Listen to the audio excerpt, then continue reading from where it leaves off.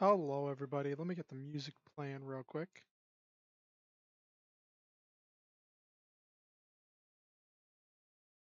Doo-doo-doo.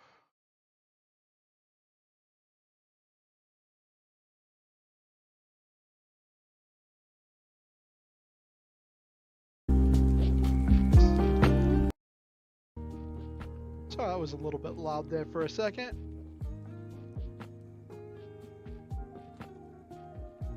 All right.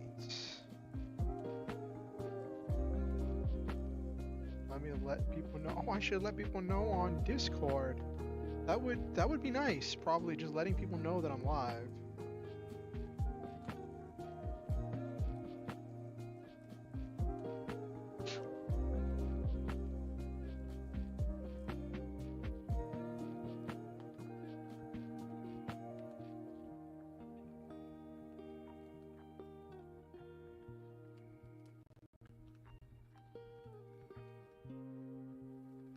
All right. All right.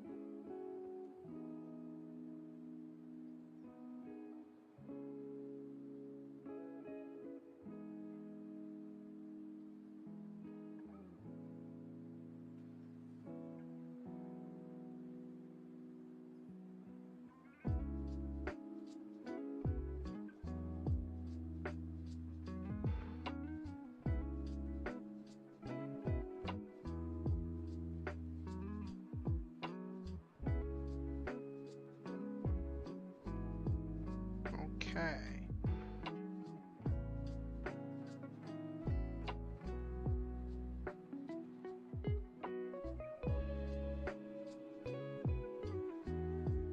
Got that noted.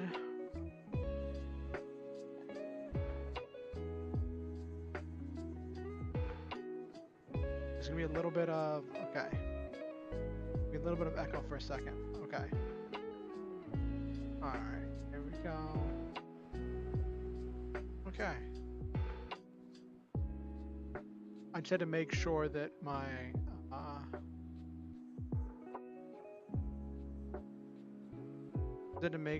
stream was live.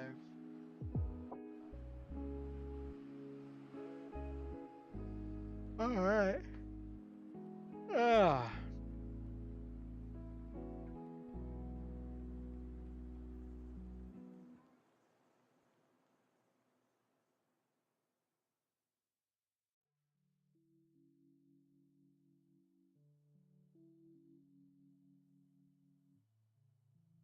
There we go. I was a little worried because OBS updated, so I was worried that the update would have knocked some stuff out. I know, like, there was a couple things, and it's an actual numbered update instead of a beta update, which gave me some confidence. Like, I know a lot of people have been skipping the OBS updates just because so many things were in flux and so many things were changing. But I haven't done that. Just because I value being at the I value having all of the latest updates and modifications because my system is running on a shoestring processing capabilities and heat management stuff.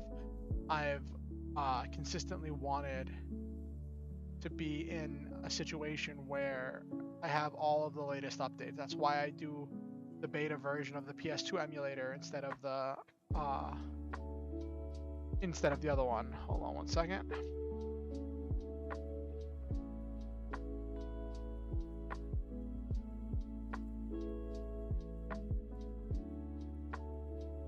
So yeah, how was everybody's weekend? We're now into the new week. It has been interesting for me because like, I know I need to have a conversation with my roommate about like the sleeping arrangement we have, because like it was passable at first, and then his girlfriend joined the bed, so then like it was kind of tight for a while, but then it got smoothed out. And then like lately there's been this thing where like the two of them are taking up more and more space, and I don't know who's doing it. I don't know what's happening. All I know is like I am consistently getting shoved off the side of the bed. And that's not cool. So that's just another thing added to the pile of things I need to talk to my roommate about, right? But the thing is, my roommate's feeling sick today. Like his health, like he was throwing up. Apparently, he was throwing up and had to come home early from work. So then, like, you don't want to be that person who's just like, "Hey, your entire world is falling apart around you right now, but let's talk about my problems," right? So that's kind of where I'm at with that.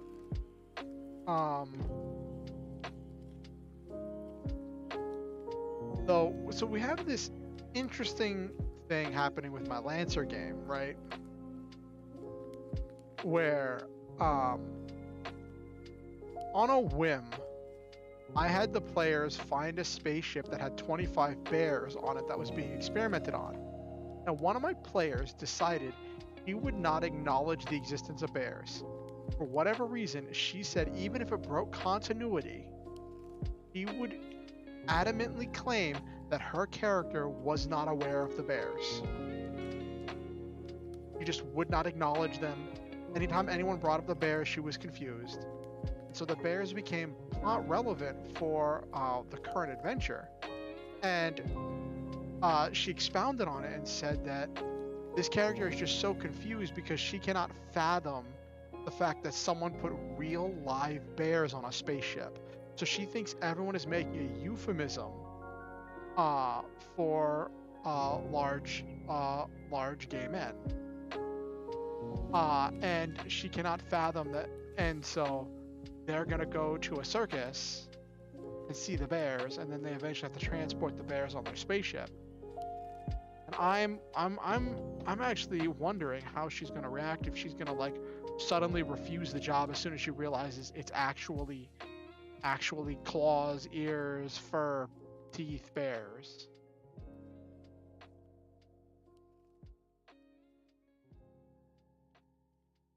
Which makes me wonder, like, have you ever had a player do that? So I've been having these like random thoughts, and I've been putting these random thoughts in my community posts. If you aren't seeing my community posts, I think you should check them out. I take I'm not gonna say I put a lot of work, but I do take a couple minutes every day to sit down and think up a cool question to put in the poll in the community posts. It is, not gonna lie, it is technically just farming interaction. Um, that is literally what it is. Um, but I'm just trying to get my content in front of as many eyes as possible. So it's funny because like I don't enjoy always doing the gaming streams. I enjoy having a variety of things, but I know that the Armored Core streams are what's drawing people in. Like on Friday, my Friday stream was one of the most successful streams I've had, which successful is kind of weird in this situation because I'm not making money. I don't have I don't get donations and stuff like that. Well, I've got a few donations, but nothing like life-changing or you know that you can make a living off of. But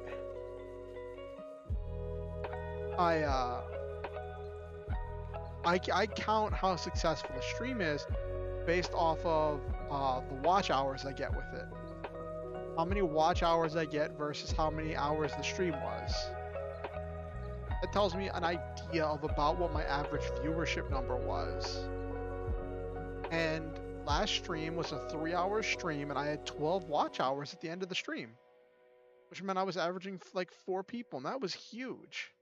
And I also remember in the last stream we had a lot of people talking, we were chatting about stuff, we were discussing ideas, we were bouncing things around.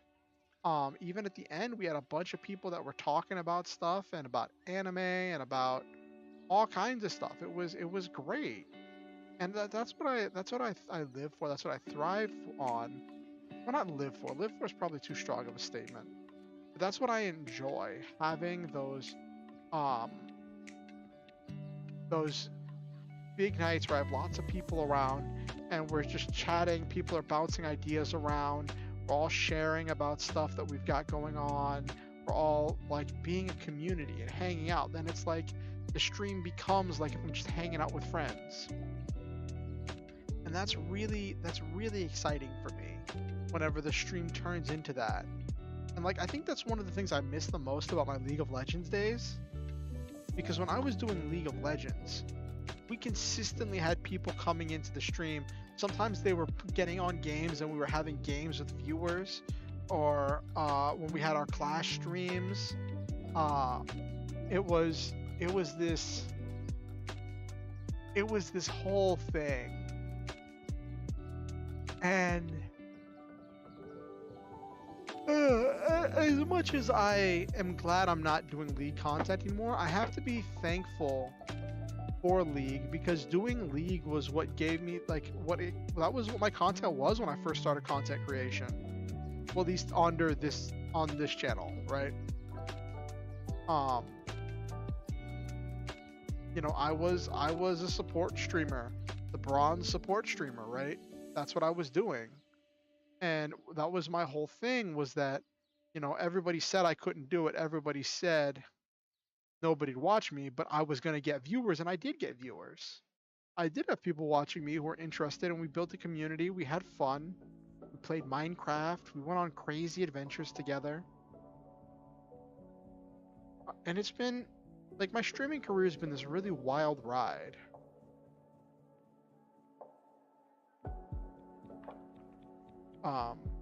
But it is what it is.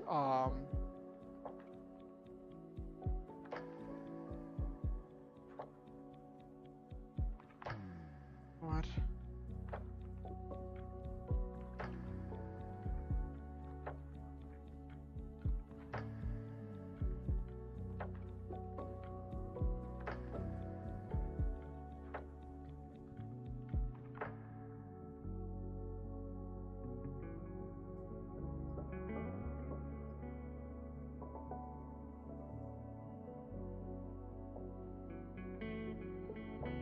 Oh, okay. I saw something about Raw that got me thinking about professional wrestling.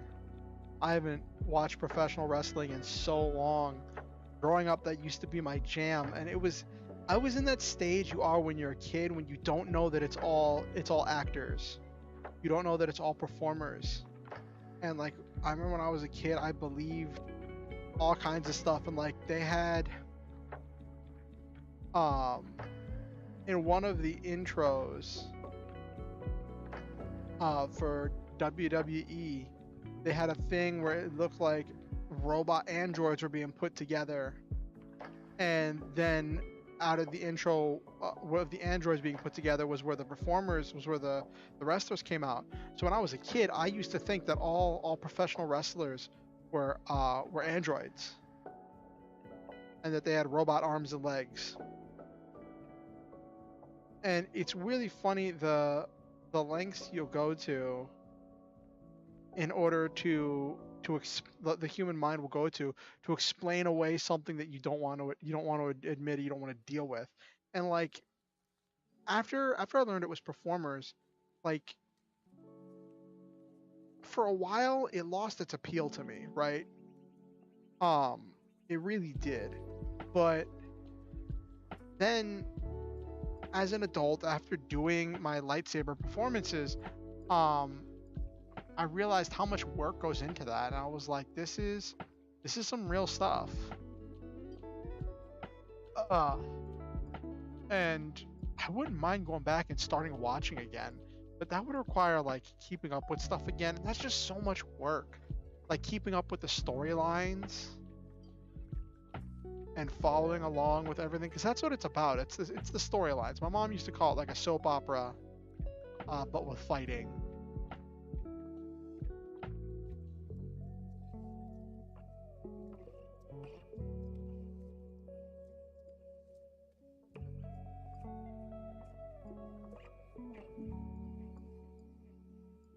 VTuber Uprising is trending again, and of course, VTuber Uprising is trending at the time when I didn't put VTuber Uprising in my going live tweet. Of course, that's exactly how that works. Let me shoot Silva a message, because I haven't seen Silva.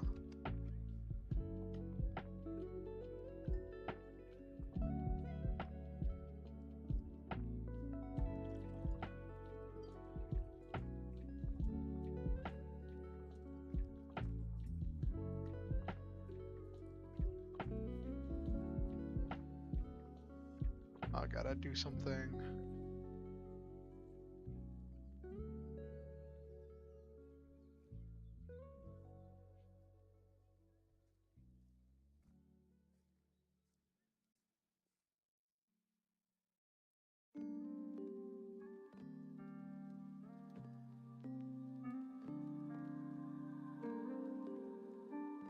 All right, so we did this wish thing. We got kind of a wish thing happening in our D&D game, right? And we didn't know what to get, so we just took the 25,000 gold. We just took the maximum gold amount that you could get for it. So we have this tiny little purse of holding that's holding all of the gold. I got distracted. I was gonna ping Silva.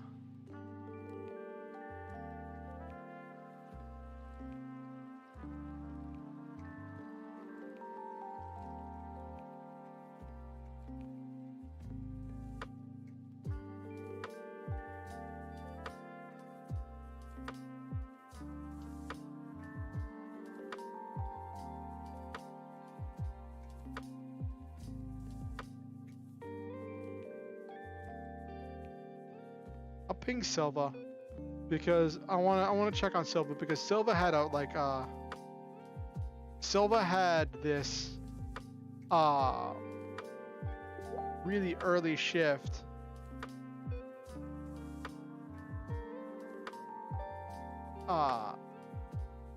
Silva had this really early shift and hasn't been feeling super well. Was like super tired when we were watching anime together the other day.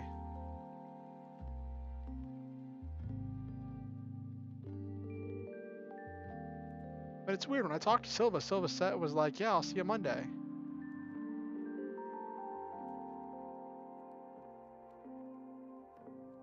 Silva's probably getting their soul consumed by Final Fantasy 14.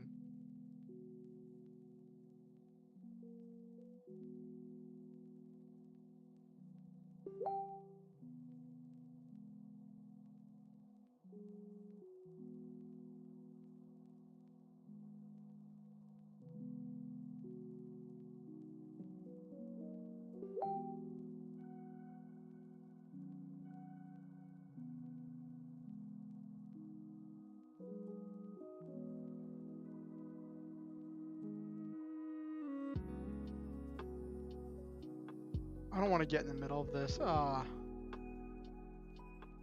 Somebody's being argumentative in the D&D chat, and I'm like, I could like go in there to defend Silva, but like Silva can defend themselves.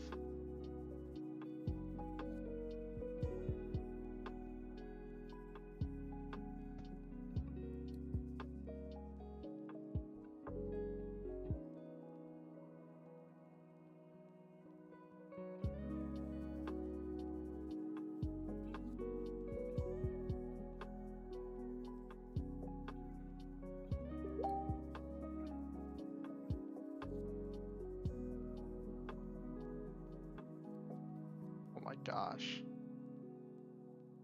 Alright. I'm gonna close Facebook so you don't have to keep hearing that ding over and over again.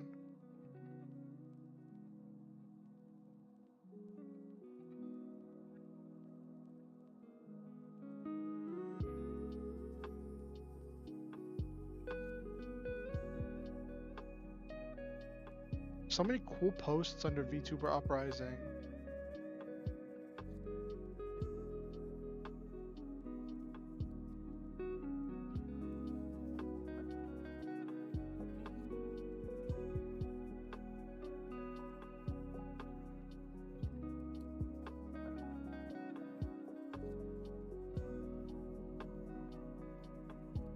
Alright. I was hoping Nabaru would be here at least. Oh well, this might be a slow stream tonight. You know what, that's okay.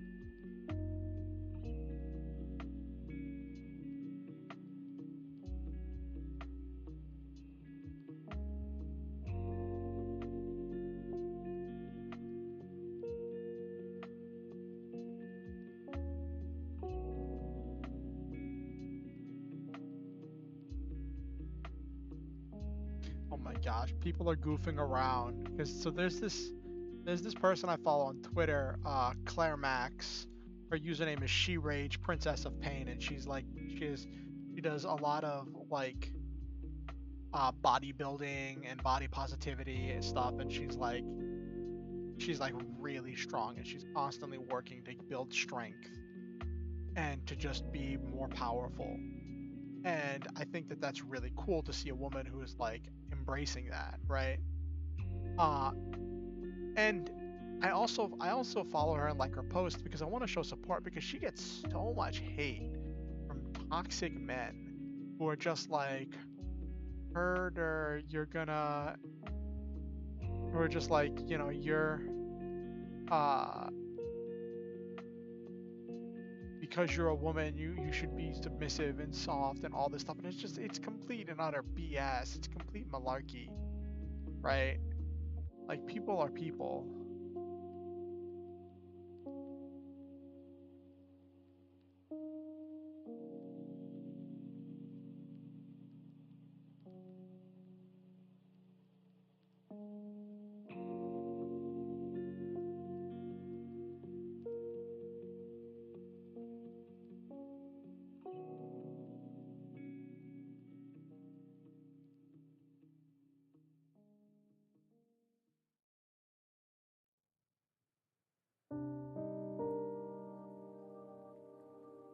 All right.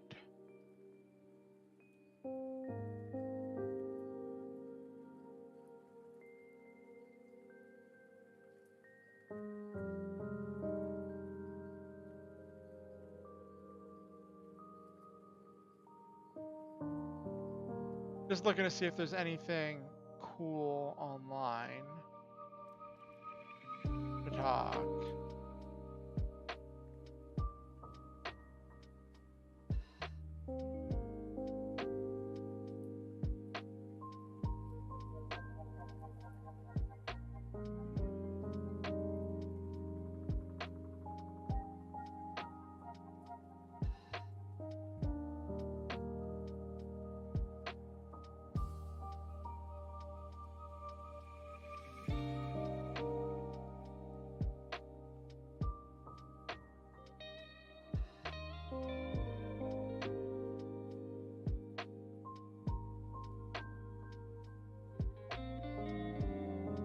Oh yeah, this is a bait post. Someone's claiming that they're going to be giving away money to people who like and interact with this post. I'm like, oh my gosh, that's. First, I'm like, ooh, I could do that. Then like, so the gullible part of me wants to be like, ooh, it's candy, ooh, it's candy, ooh, candy.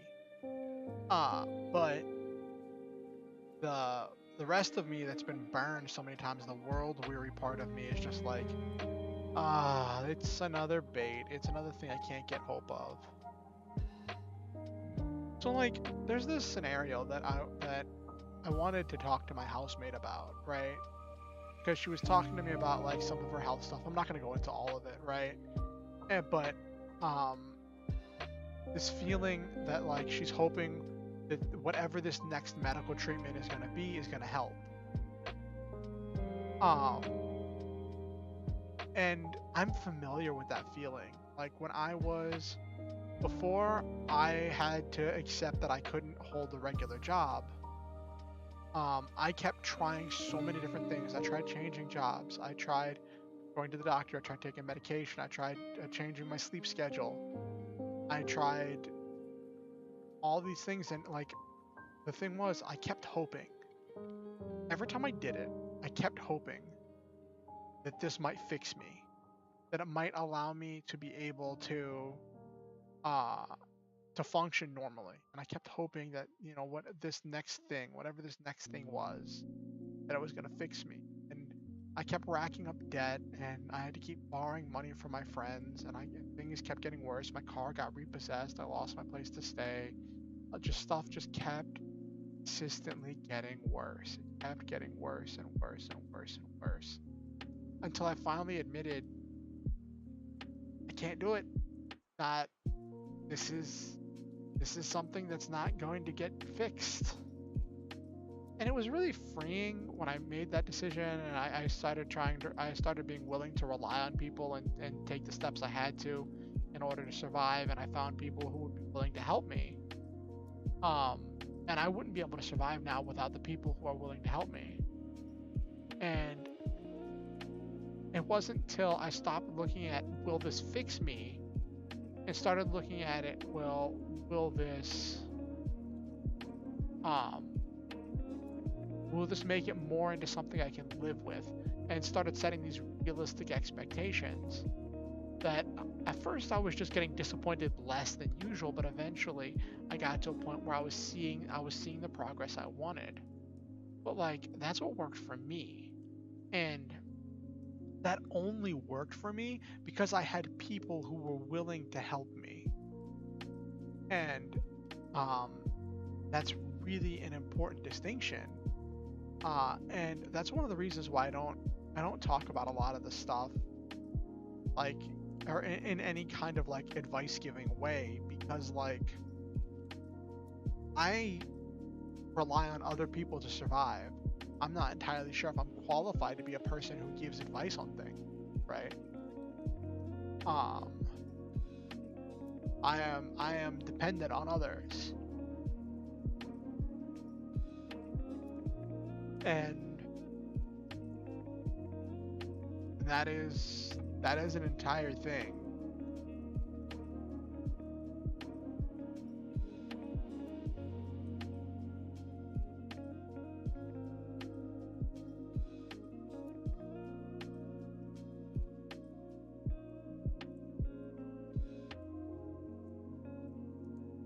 So yeah, that's a little bit of what's going on in my day. So I asked her, so like, I had this interesting interaction. There's this Facebook group, the Satan Appreciation Society, right? And like, they share all these great recipes for seitan, which is this like vegan meat substitute, right? And I got this bag of gluten flour for Christmas. So I'm like, I'm gonna start making seitan again, which I used to do before. I was hyper fixated on it for a while. I was obsessed with it. I did research on it, and I knew different techniques and all this stuff, right? And I'm like, I'm gonna do that. So I asked on there, it's like, hey, I'm trying to pick this back up again. Does anybody have any simple recipes? So then everybody starts recommending me recipes from this website, 86 Eats, right?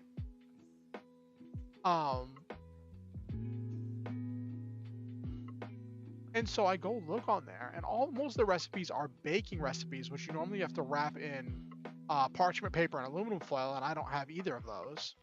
I might have aluminum foil somewhere, but that's beside the point. Like, that's another thing I need, and almost all, and I like pretty much every single one of the recipes I read on 86 Eats for seitan involves blending up a block of super firm tofu into the mix with the vital wheat gluten.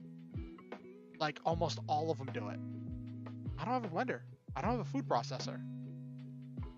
So I asked, I was like, hey, you all keep recommending this place 86 Eats. Almost all the recipes I'm seeing, like pretty much all the recipes I'm seeing are, well, I didn't say all of the ones I'm seeing, but it was all the ones I'm seeing, but I wanted to cover my base, so I said almost.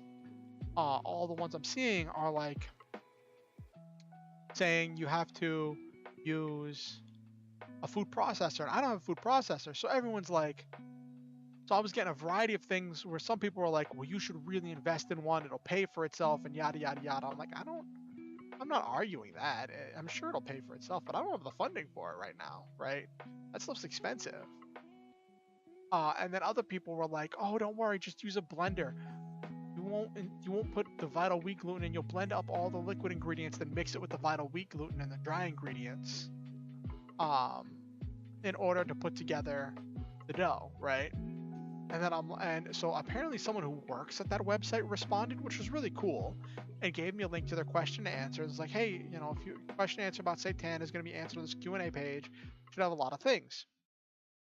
So I read on there, and it said the whole thing about, like, if you don't have a food processor, just use a blender, blend up the tofu and the liquid ingredients, and then add it to the dry ingredients. Cool, awesome, outstanding. I don't have a blender. So I was like, hey, thank you for responding. The thing on here says about using a blender. I don't have a blender. Is there any other option? Can I just like break it up with a fork? Can I like crush it or crumble it? Is there some other option that doesn't involve a blender that I can use? Or alternatively, are there any recipes that don't require a blender? And they're like, honestly, I think you should just invest in a cheap blender.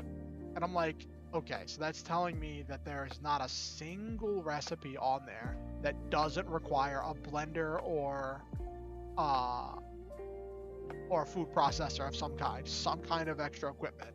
And I'm like, that's annoying. I don't know if it's true that they don't have anything. It was really disheartening. But I got, in my original question, I got this comment for this one really generic recipe that I'm gonna try tomorrow. It might come out poorly, but I think it'll be okay. It's gonna be 2 parts gluten flour, 1 part chickpea flour, splash of soy sauce, and up to 2 parts water to add as needed. Plus spices and seasonings. Put it together, let the dough rest, break it into cutlets or nuggets or whatever, and then simmer it in a simmering pot, because I don't have a place to steam either. I don't have a steamer. So it's gonna say put it in a simmering pot with like water or broth or stock or whatever, and simmer it for an hour. And I'm like, I can do that. So I asked my housemate to pick up some chickpea flour for me. I was a little iffy about it because like I wanted the low carb protein, and I don't, and like how much carbs are in chickpea flour? Have a lot of carbs.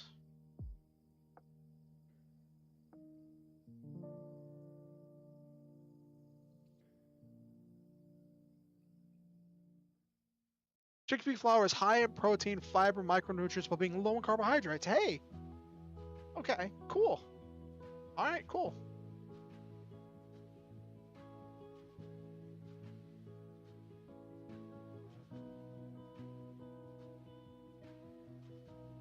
Okay, and it's rich in protein and fiber. Okay. cool, this is great, this is outstanding. So I'm gonna try that. Except I'm gonna make a couple tweaks to the recipe. I'm gonna add a bunch of nutritional yeast in order to relax the dough and help with and just help with flavor and consistency to make it more tender and give it more flavor.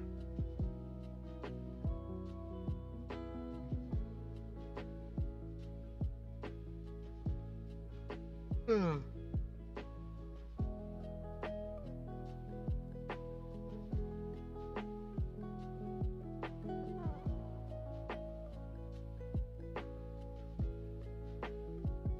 Anyway,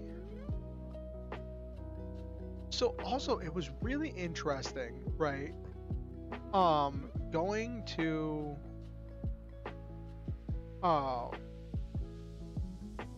watch all of these old seitan recipes, and like as I'm watching these recipes, because I used to be obsessed with making seitan, it's all just like flowing back to me, all these memories, experiences, tips, tricks, tools of the trade, right? All of it's just flowing back to me in my brain, right?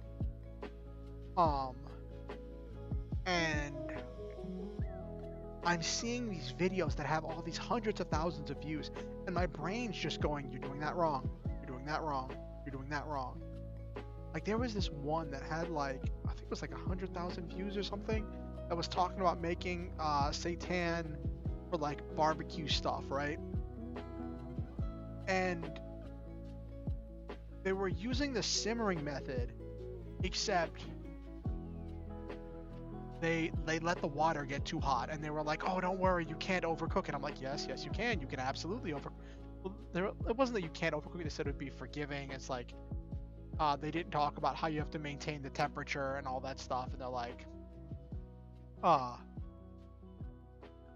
you know, just don't overcook it too much, and but it's really easy. I'm like, cooking seitan takes a bit of practice, especially with the simmer method, because you have to maintain such a close temperature. And they're like, see, I've got it done. And then they went to slice it, right? And I'm looking at the thing, right? And first off, before you slice into seitan, you should give it at least a day to rest in order to let all of the gluten relax, in order to let all of the stuff come together and form a cohesive texture, right? You shouldn't be cutting into seitan immediately after cooking. It always tastes better the second day, which is why I'm going to make a big batch tomorrow, and then I'll eat it the day after. Well, not eat all of it, but I'll start eating it. But so they cut into it, and they're cutting into it immediately after taking it out of the pot, right? And when I tell you, that seitan was so spongy, I could see the bubbled up holes. Those of you who don't know, whenever you cook seitan, if you increase the temperature too much, too quickly, it causes, instead of the gluten forming strands, it causes the gluten to start bubbling up. And so when you cut into it, instead of having meat-like strands and like meat-like fibers of protein, it's instead this like spongy mess that's like just a mess of glutinous goop.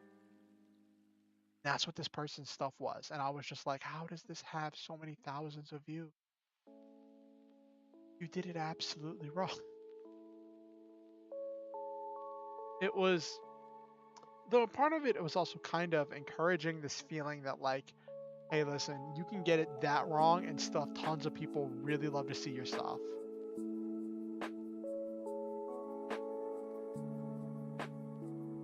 Why is Percy trending? Is this something to do with Legend of Vox Machina?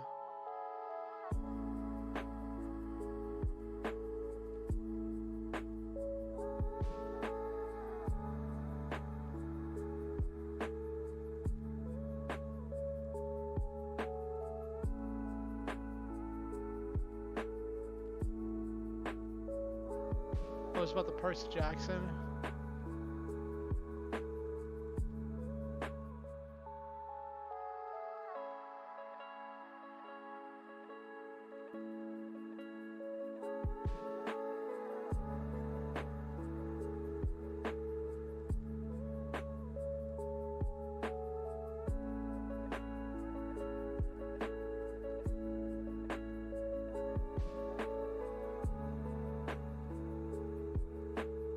Why is there a debate of who would win between Harry Potter and Percy Jackson?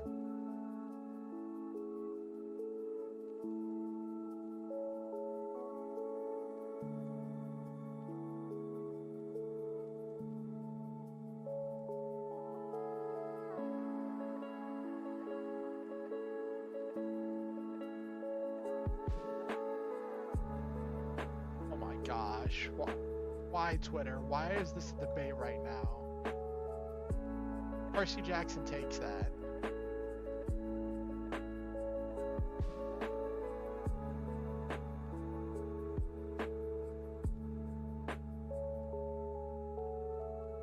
Oh, this is funny.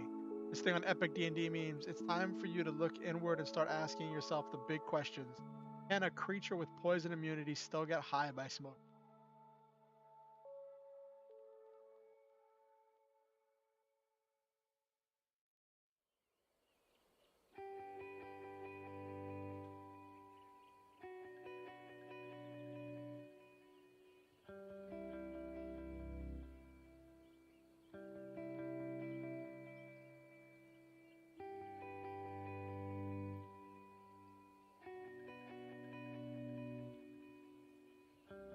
Alright, let's get started.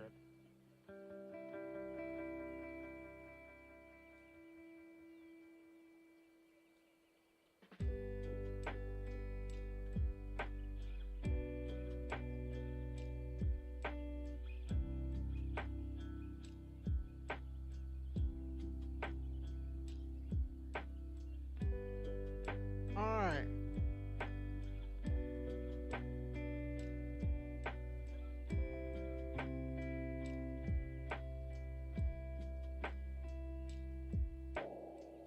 Okay, so we're not plotting, so I don't need the plot outline picture.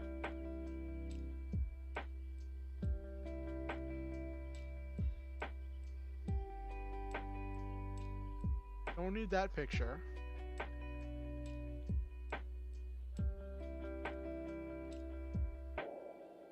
Alright.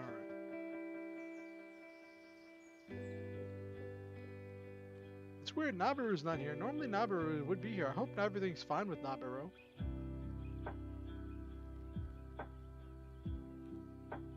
Well, all I can do is push forward. And it's not like I'm entirely a stranger to streaming to nobody.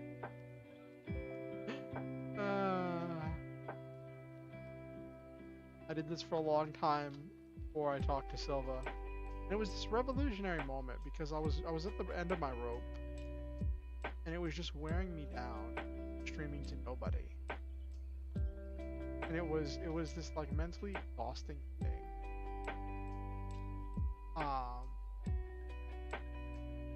And I finally broke down and talked to Silva, who's one of my IRL friends.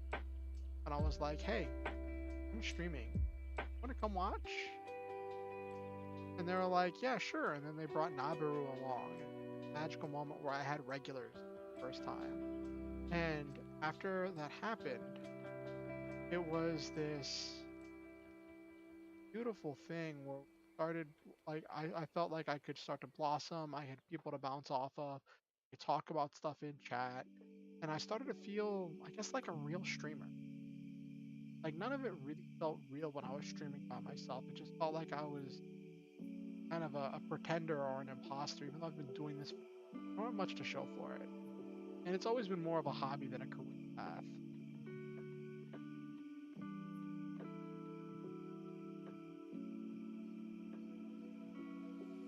Like I always say, if I was doing this,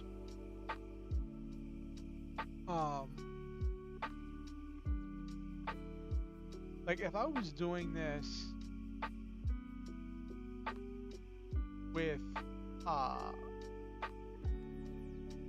with the goal of becoming a professional, I would be doing so many things differently, and I don't know that it would be fun for me.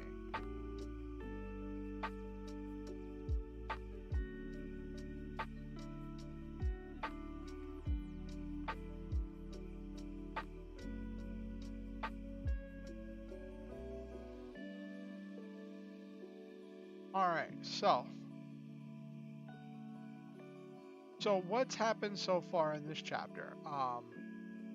So far what's happened, we've had the first chapter, which went through Hazel going through a regular day at work. We introduced Hazel, we introduced Harold, his boss, we introduced uh, his best friend Fern, well, Hazel's friend Fern, not Harold's boss, not Harold's best friend. We introduced some of the things about Hazel's backstory, his love, his dedication to finding griffins, and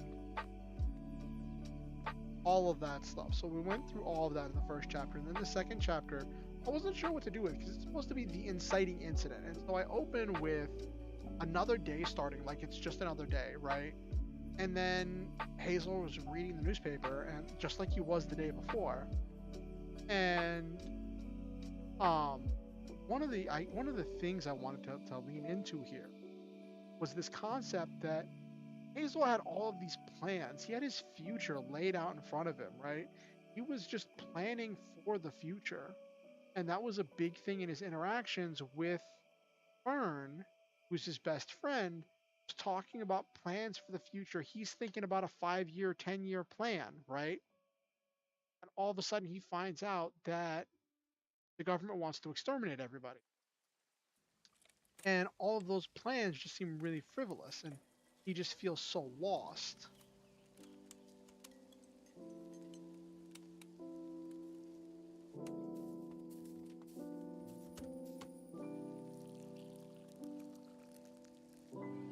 And so chapter 2 was him dealing with that, and then him still going into work.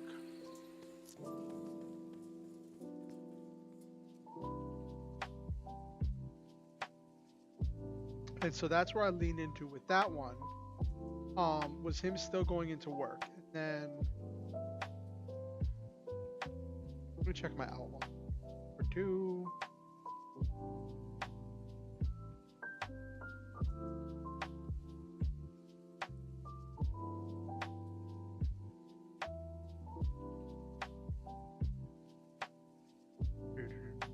Okay.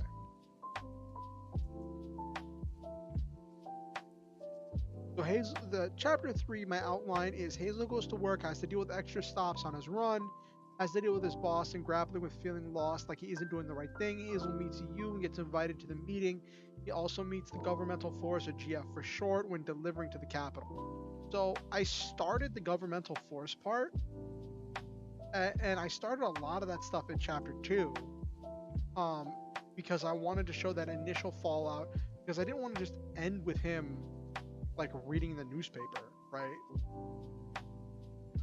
So we're gonna explore more of that here in chapter 3.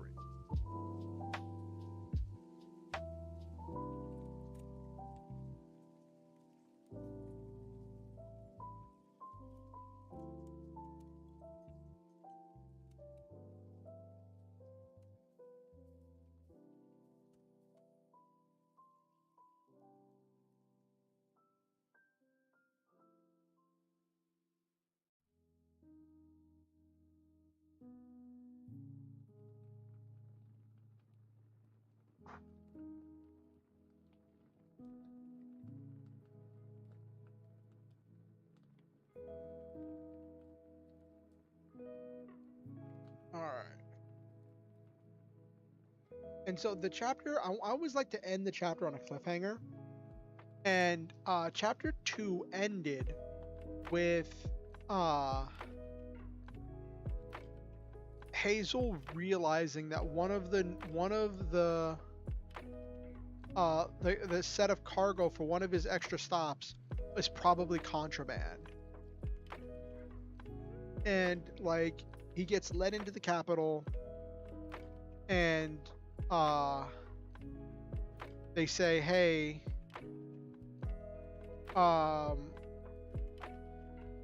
welcome, glad you can make it. Things here are hectic today, so we're gonna we're going on the honor system, and just gonna trust that you don't have any contraband on your ship, right? And that is absolutely not what a government agency would be doing after making that kind of an announcement. They would be checking every single thing. But I wanted this to set up this thing where like Hazel feels like he's getting let off easy, and then he gets really anxious as he realizes that one of his unlabeled barrels and cargo for one of his extra stops is probably some kind of contraband.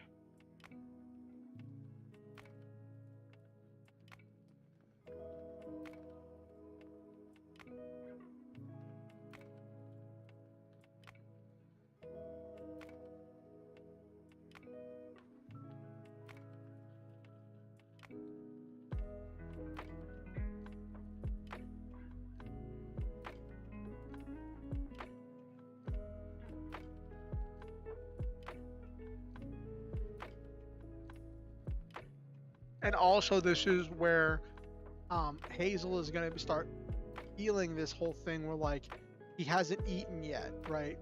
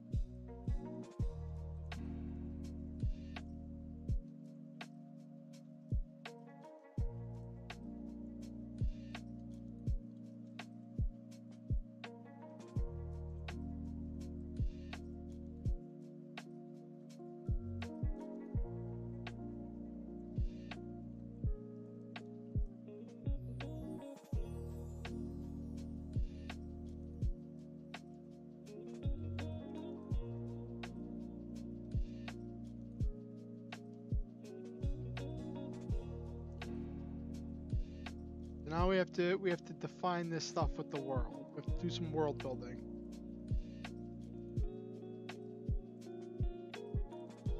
This is a man. Let me check. I want to make sure I maintain continuity. Tall man, deep blue uniform. Yup.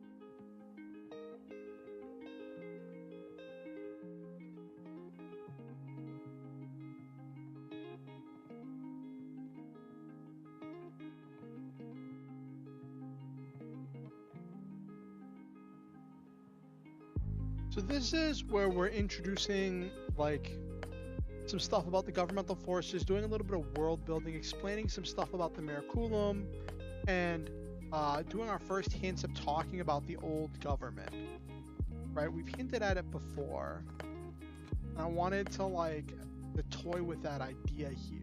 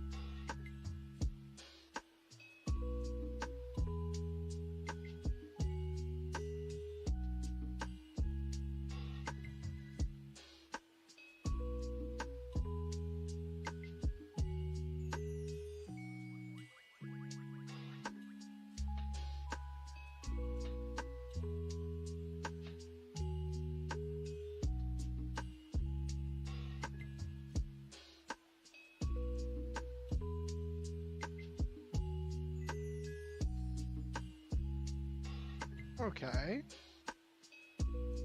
Also, fun fact, I'm going to be going to bed super early tonight because I want to be able to wake up and be functional tomorrow for most of tomorrow in order to be able to get a bunch of work done on the Satan because I want to make a whole bunch of it.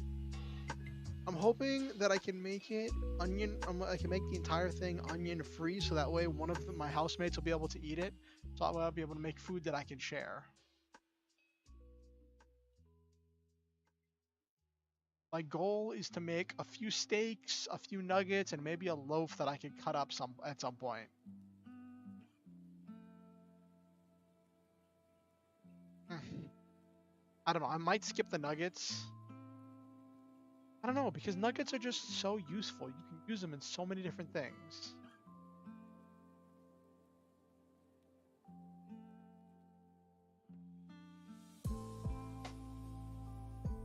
Ah.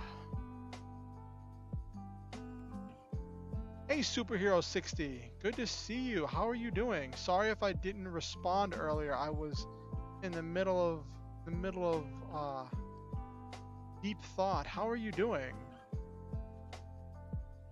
You're doing great? That's outstanding. How was your weekend? Did you do anything fun for the weekend?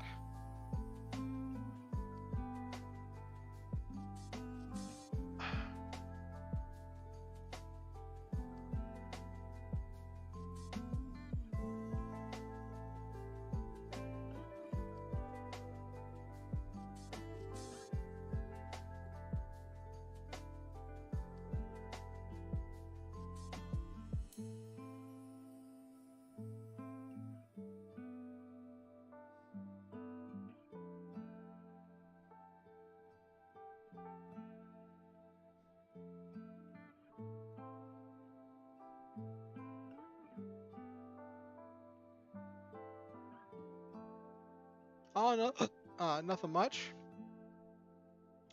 You cook anything fun, or I don't know, do you cook, or I was just talking about my plan because tomorrow I'm gonna be making some vegan meat substitutes called seitan, which is this thing made from wheat gluten.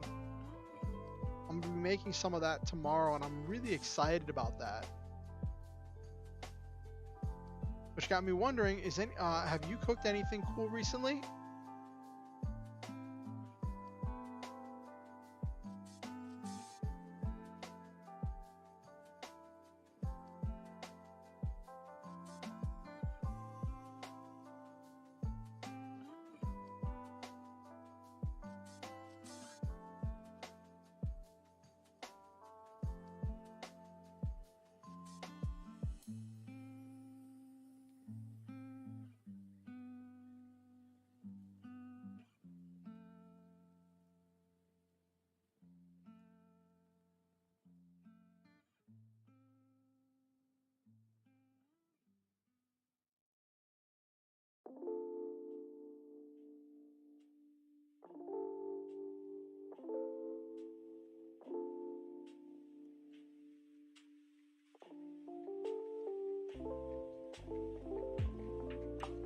Oh, you cook nothing on the weekend or this week? Oh, okay. Did you eat anything you really enjoyed? I don't know, if since you didn't cook, I guess other people cooked or you ordered out, but did you eat anything exciting?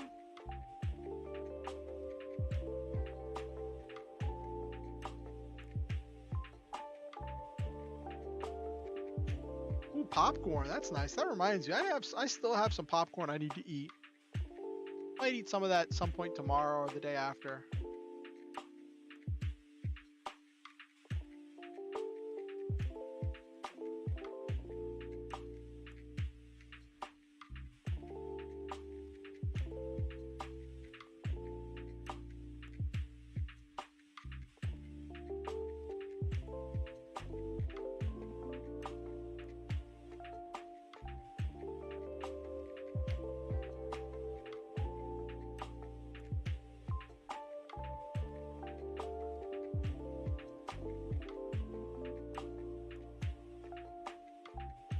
What do they describe?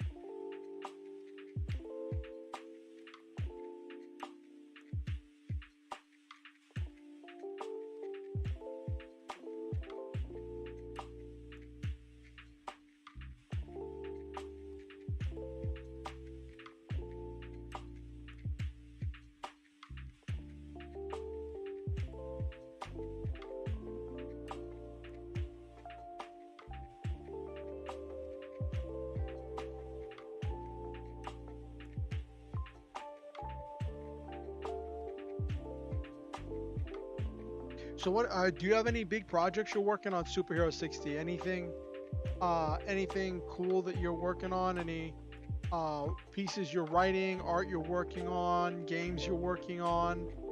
Uh, Either games you're playing or games you're making? Anything interesting that you've been working on, Superhero?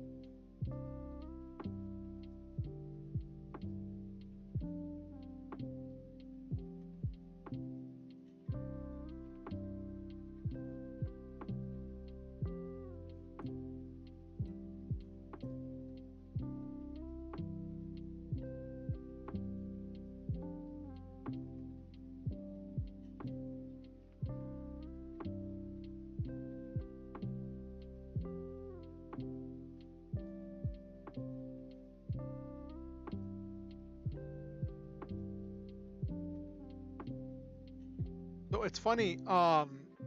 This whole thing about Hazel being obsessed with finding griffins or believing that they're real actually came about from a random quirk generator that I used, and I did it on stream, and it was a magical moment.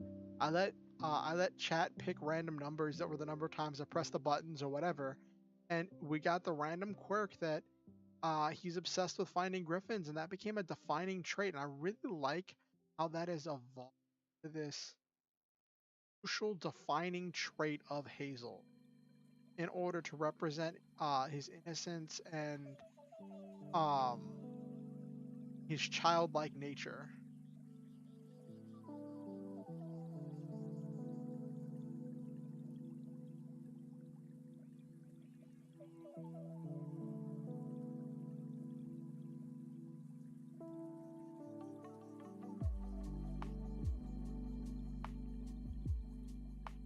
Ooh, SCP or Resident Evil. That sounds fun. You want to tell me about your I keep saying SSC, but it's SCP. I don't know why. I think it's because I'm so used to saying SSC for Lancer. But you want to tell us about your SCP? I'm curious to hear about it.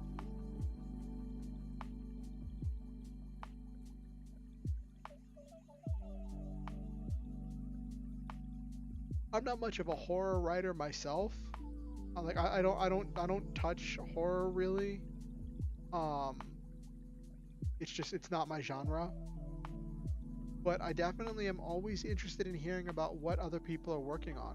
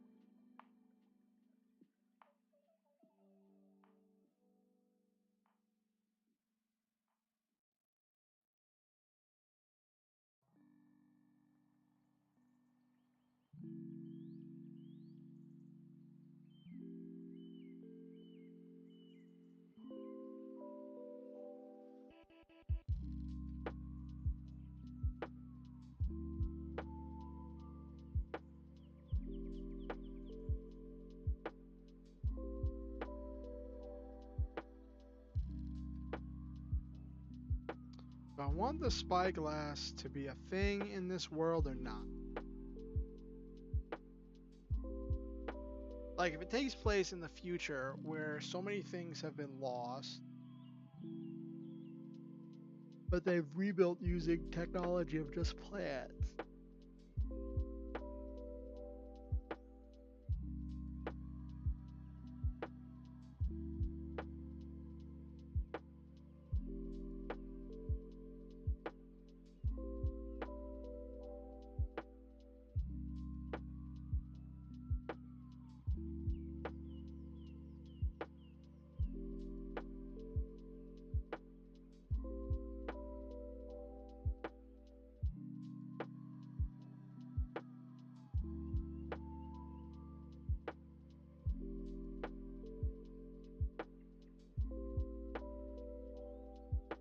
No, looking glasses and binoculars are too crucial to the sailing culture, like to the aesthetic I'm going for. I can't just make them a new invention.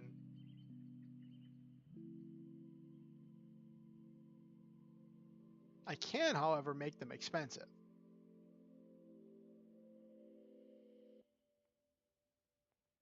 Yeah, that could work. Let me get my notepad out.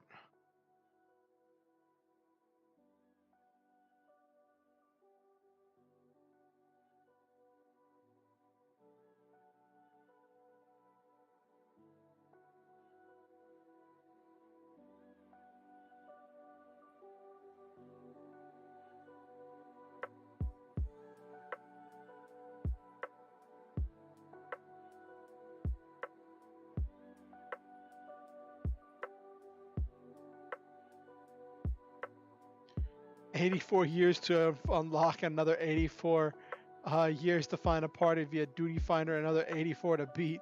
Oh goodness, Silva.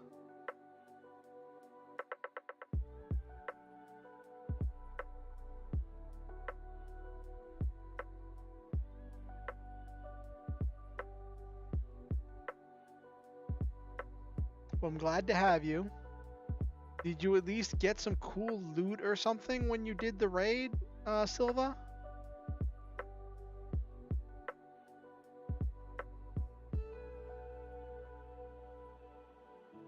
Oh no, you didn't even get good loot?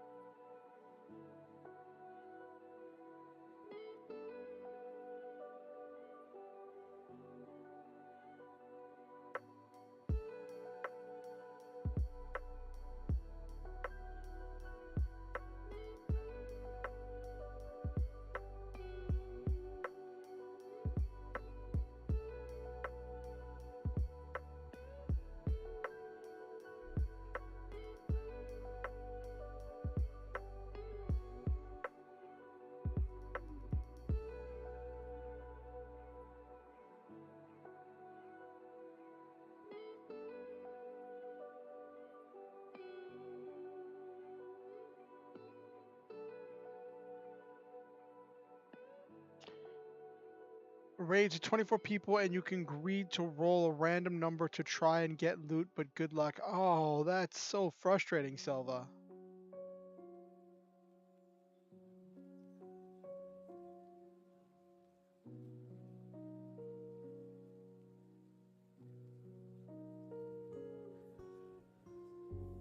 Oh, hold on 1 second.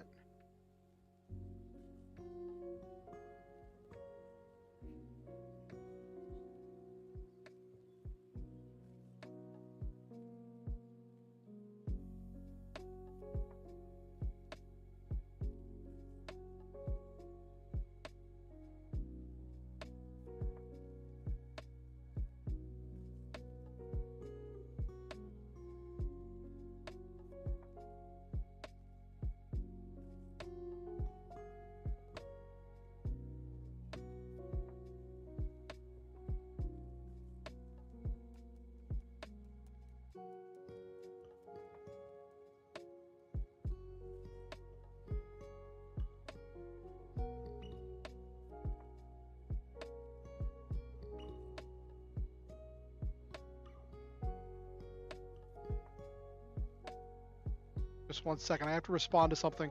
Someone from my Lancer group just messaged me something that I want to respond while I still have the thoughts for it. So you didn't get anything from that raid at all? You did that entire raid and you didn't get anything from it at all, Silva? Think about making my SCP turn into a mutant, like, kind of like Rogue from X-Men. Ooh. Silva, I was asking if you got anything at all from that raid. Like, was that raid an entire waste of time for you, Silva? But superhero, so you're gonna do an SCP that's a mutant like Rogue. Rogue's the one that like absorbs powers by touching, right?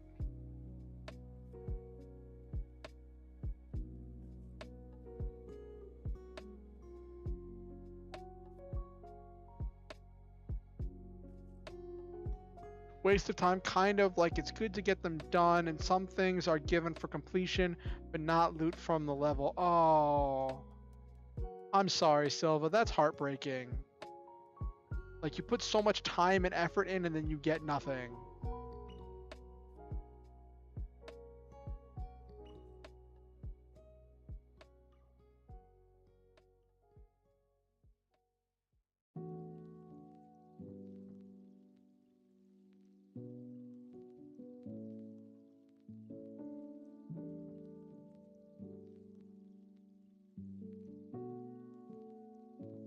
That sounds really cool, superhero. So then would this be an SCP that like is going to be drawing on power from other SCPs? So then it could interact with other SCPs from other fiction as well?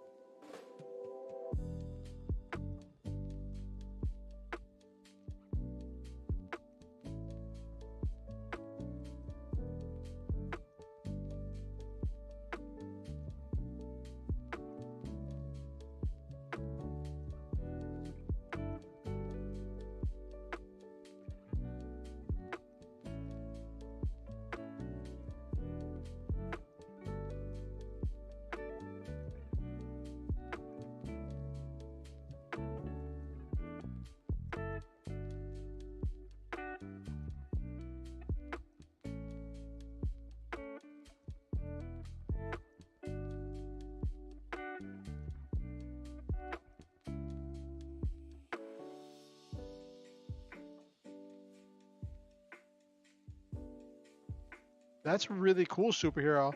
So then, in your what would it have any powers of its own? Because like so, Rogue in the comics absorbed a lot of powers from Captain Marvel, and for a lot of the time in the comics, Rogue had the super strength and the flight from Miss Marvel, um, on top of her own absorption powers. Would your SCP have any powers that where they completely absorb something all the way till it's like absorbed its life force and gain any permanent powers?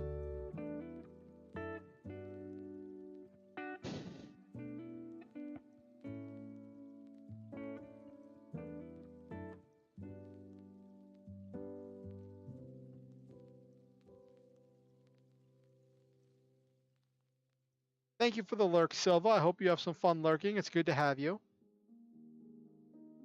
I hope Nabiru's okay. I haven't seen hide nor hair of her.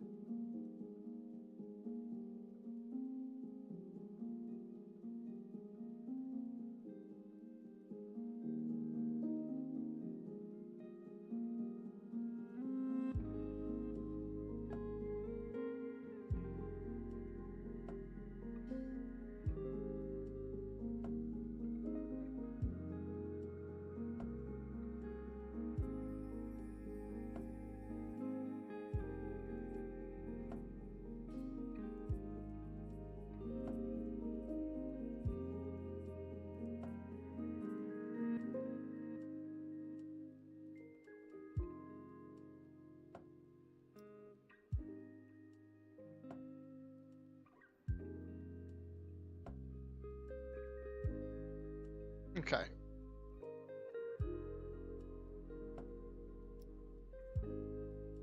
Alright, now I responded to that.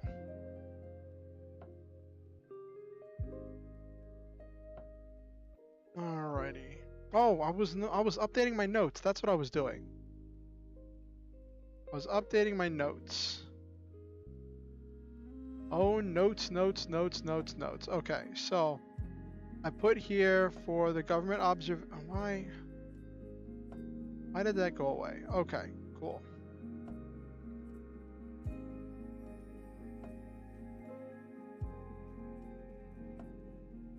Special looking glasses made from plant matter that are kind of expensive but crucial, that allow for seeing very far away. Actually, that gets me wondering.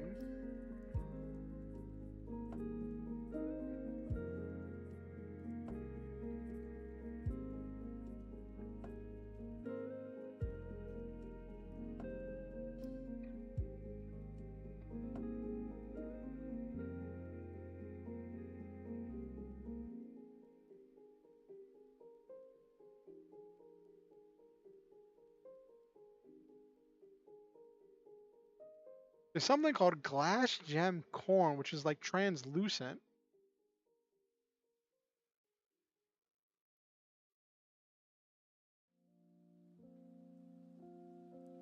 That looks really cool.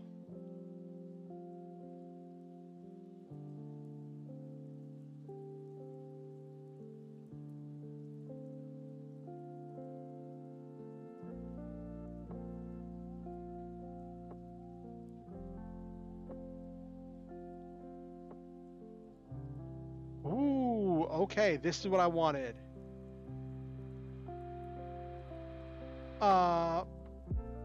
The rock is made from silicon, so plants live in a very dilute slush.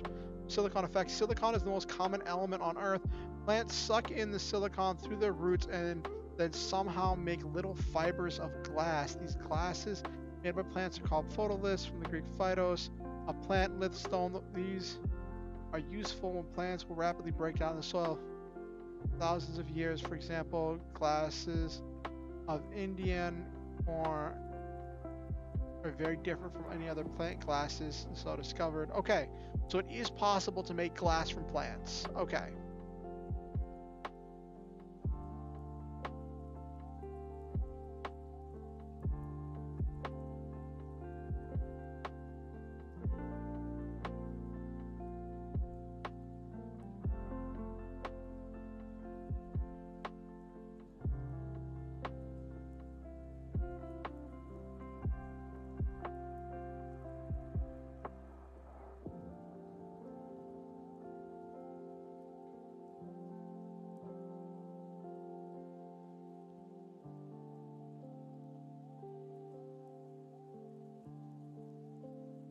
Okay, cool.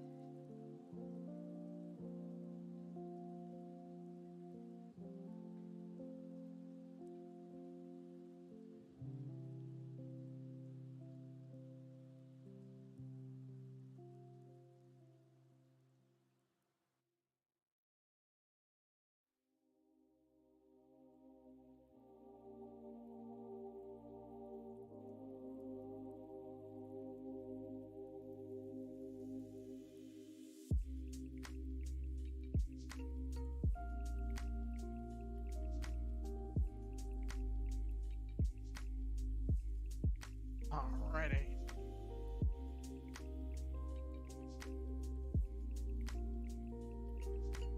Okay, back to work. My SCP is going to have their own power, and they are going to absolutely for. They're going to absolutely for short minutes. What do you mean by that, superhero? I'm not entirely understanding what you're saying. Are they gonna like absorb things for minutes? Like,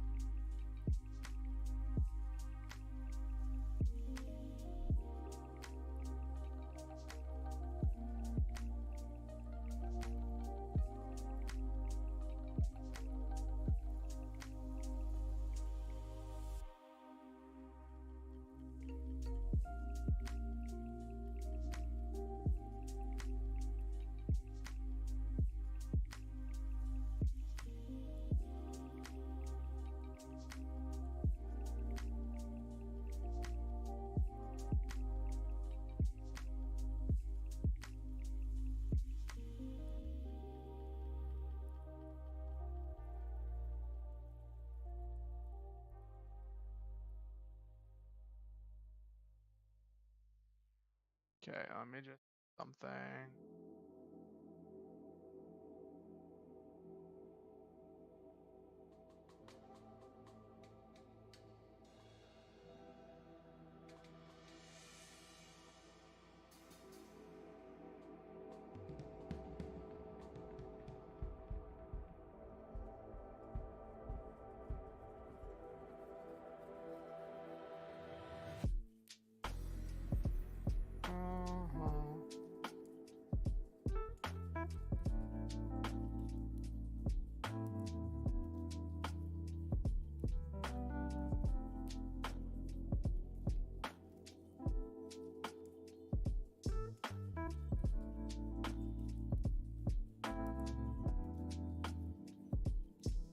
Okay. I could have sworn I made a reference to him being hungry. Did I take that out?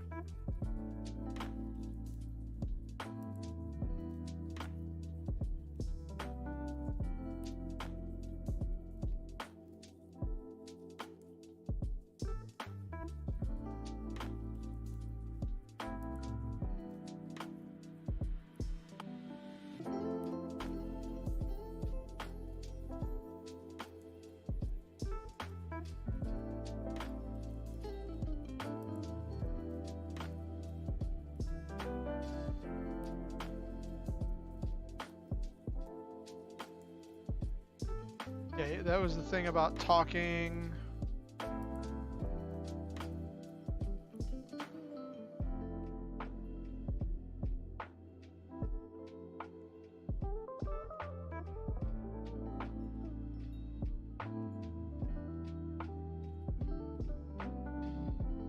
Okay.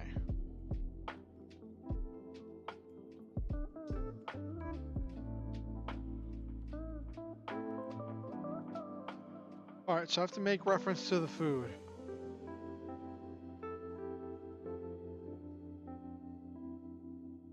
Oh, could absorb for short minutes. Okay. So it's only gonna have the powers temporarily. Okay.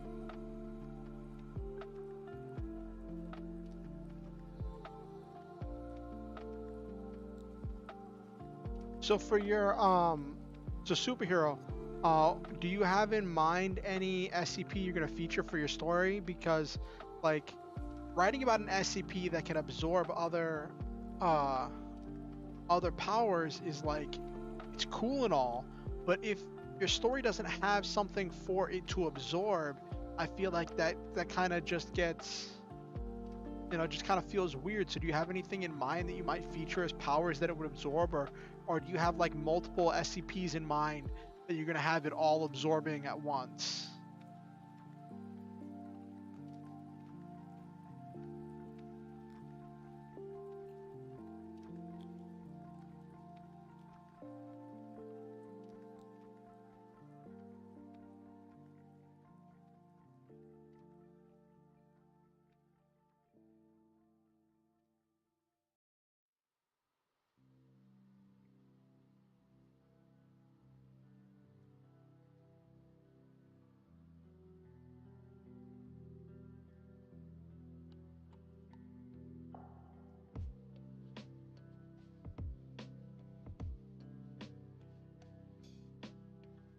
Hey Naberu, good to see you.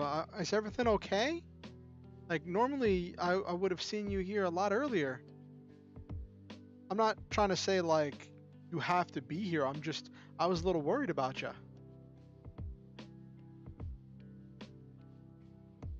Oh, binge reading. What more manga? Had me worried. I was like, "Oh no, did something happen to Nabiru? She's normally here by now."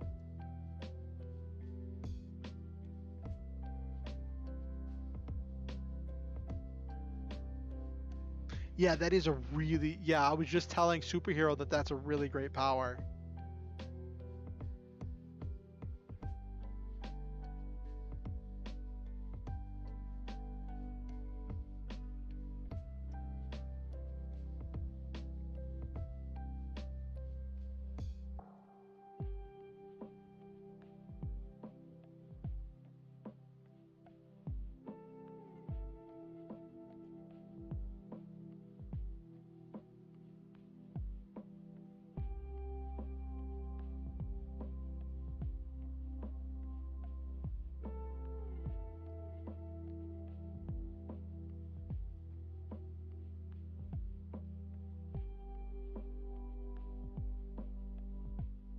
SCP-001 Scarlet King and SCP-682.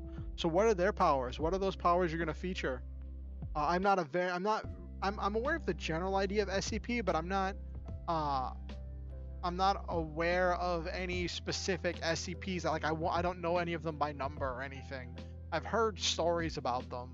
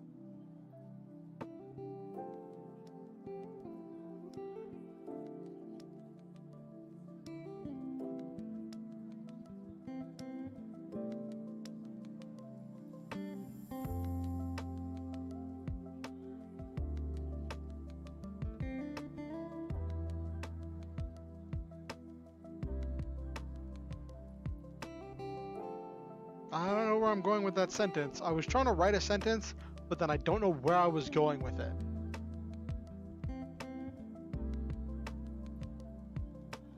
Like, I got partway through the sentence, and I'm like, there's no subject to the sentence.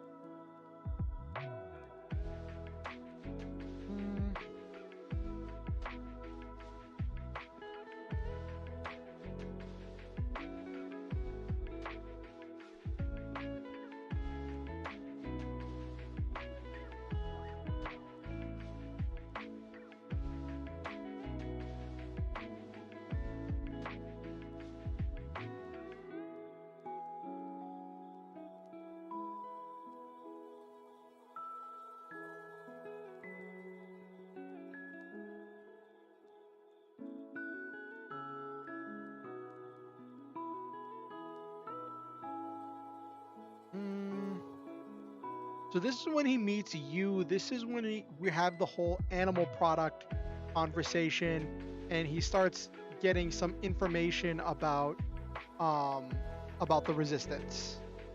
And this is when he gets that invitation to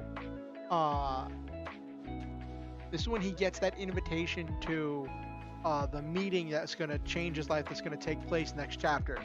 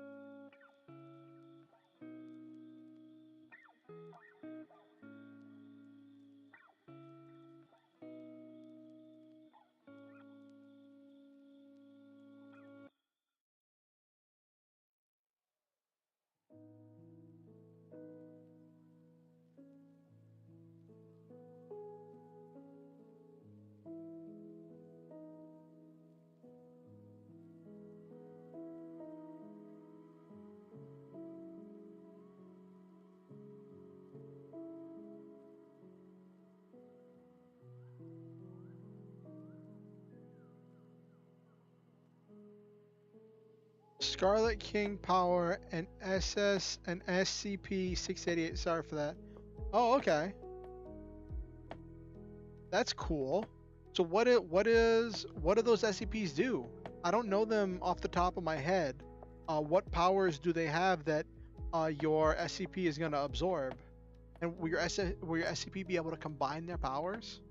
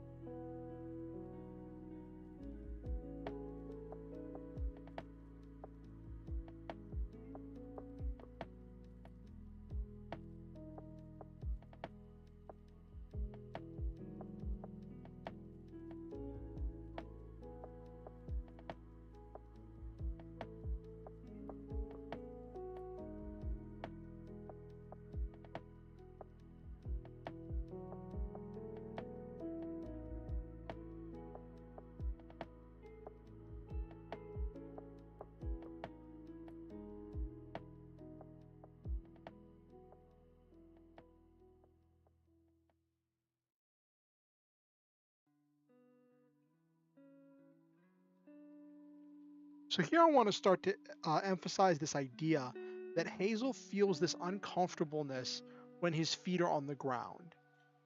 He feels this level of unease when his feet are on the ground that he doesn't have, uh, and he doesn't have the consistency he's looking for.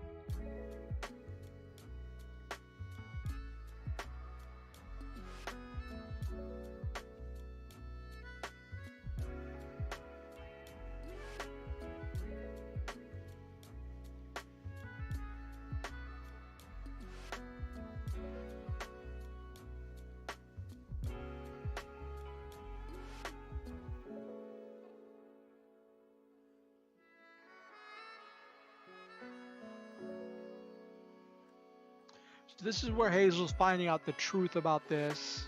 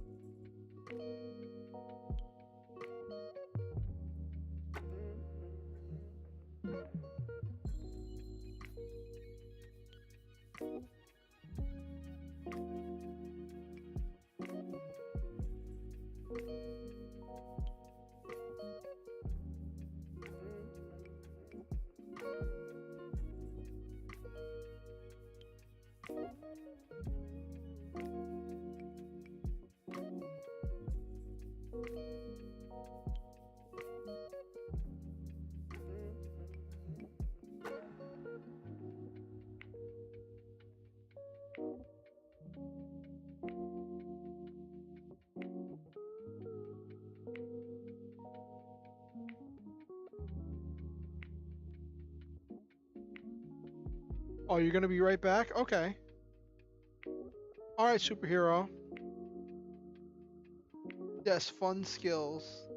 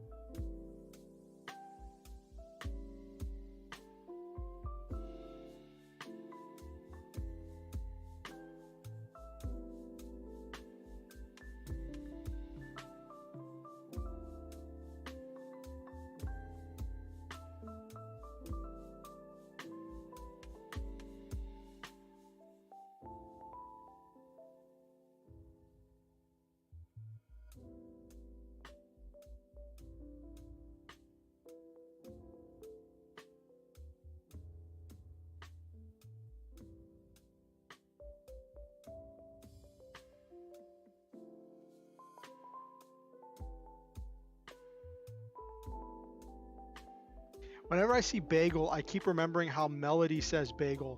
She says bagel. And I remember like when that was discovered, it was such an adorable moment in her stream. I think she was doing like a cook along thing. If I had a camera for it, I honestly would be, yes, bagel, yes. If I had a camera for it, I would debate doing a cooking stream for making my seitan tomorrow. So excited. Gonna go to bed early so that way I can get up early and make seitan tomorrow. I'm really hoping that everything goes smoothly, that it's not like something goofy, because like my roommate is homesick because he like started like throwing up and getting sick to his stomach and all that stuff. And like I'm really hoping that I'm gonna be able to cook tomorrow and that I'm not gonna have to like help take care of him or something.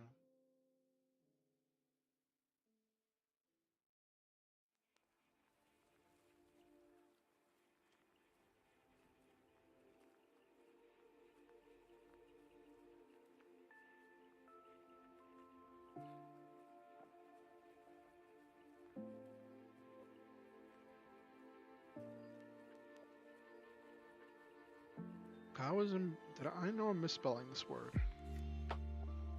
2 R's and 2 S's. Okay. Yeah. Little Kazer's Pizza. Yes.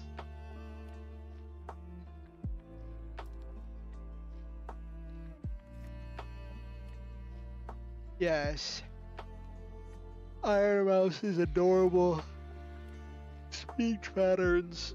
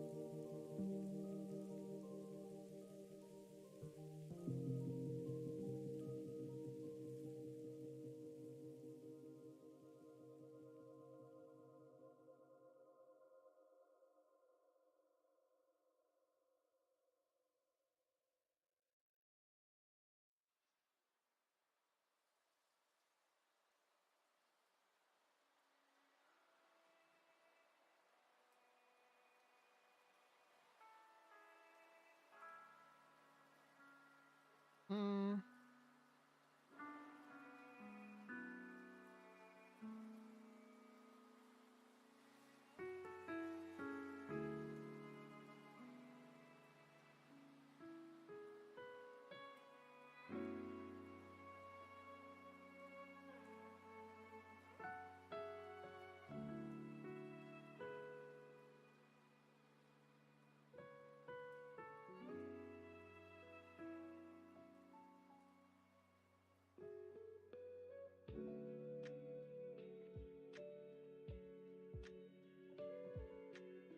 So this is funny. I'm describing Hazel eating meat, which is funny from me, someone who hasn't eaten meat in like 6 years. It's like 4 or 5 years.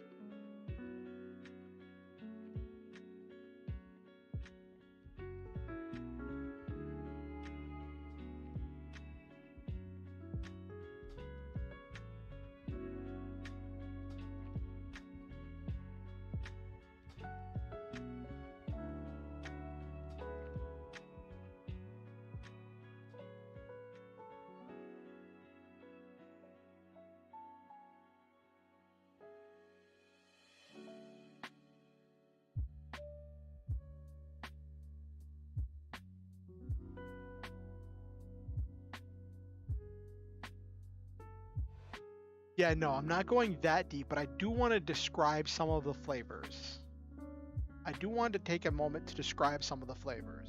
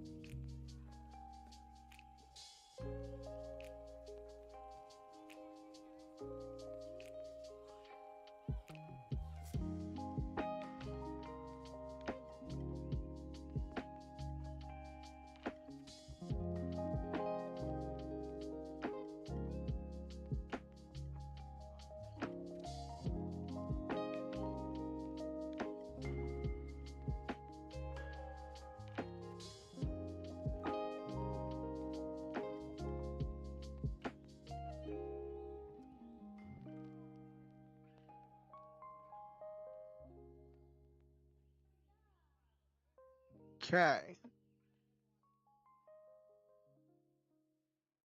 Uh-huh.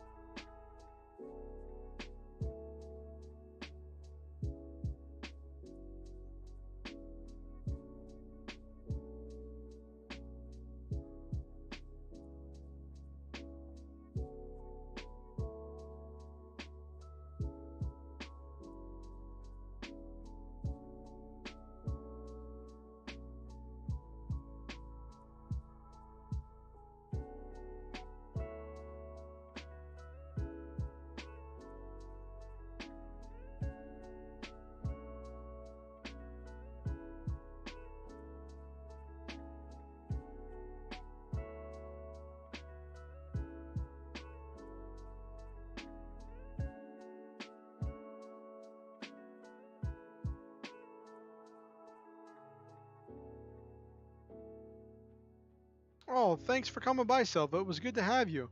I'm really sorry that uh your Final Fantasy 14 raid didn't do everything you wanted it to. I know you put a lot of time and effort into that, but it was great having you, and I hope that your week comes out all right.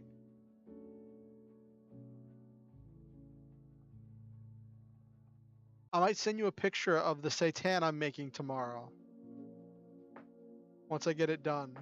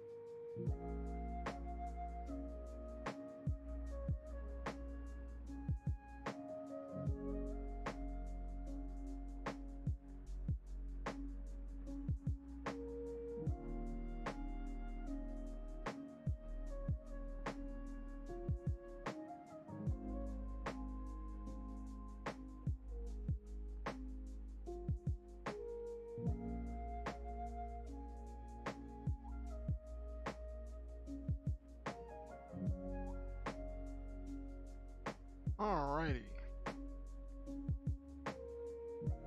How many words has that been? Like, we've gotten a little over 2 pages worth.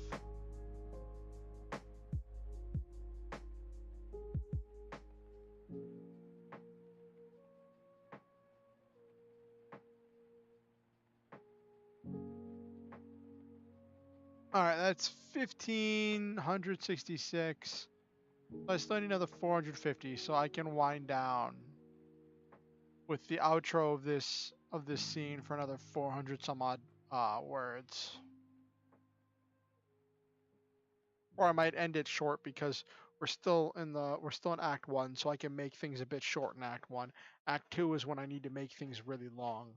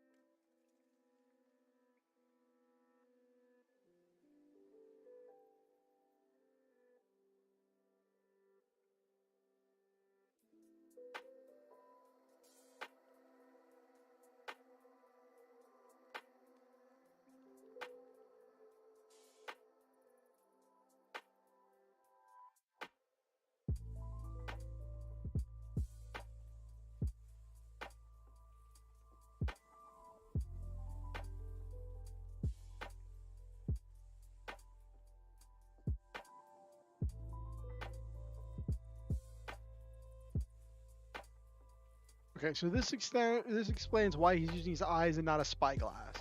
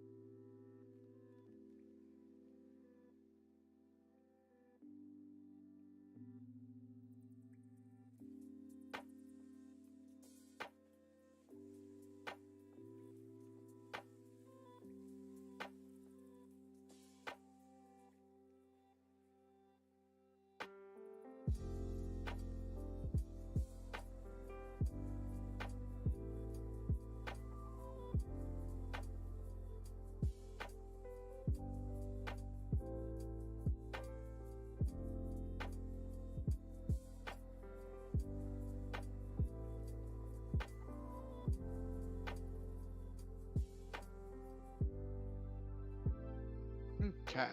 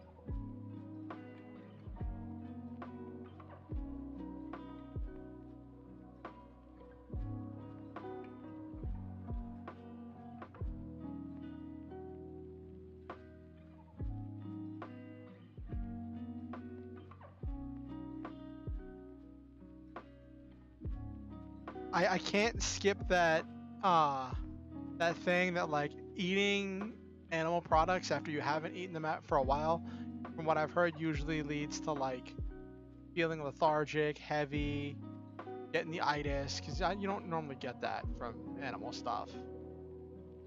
Um, so I can't ignore that. A little bit of vegan propaganda spurted in there.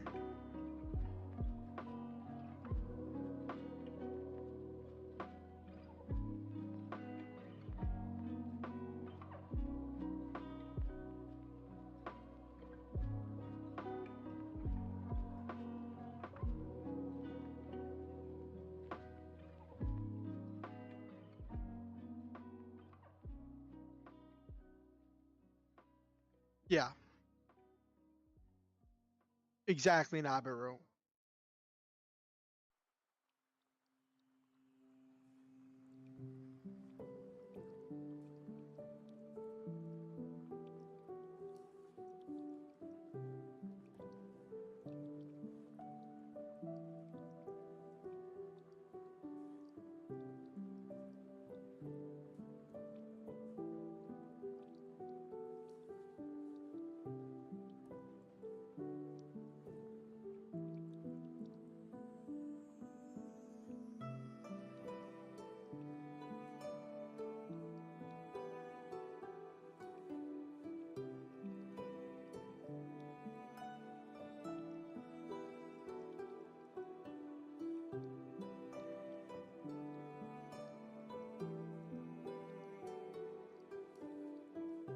cup ramen college student went to a high-end restaurant that serves $1,000 meals with gold.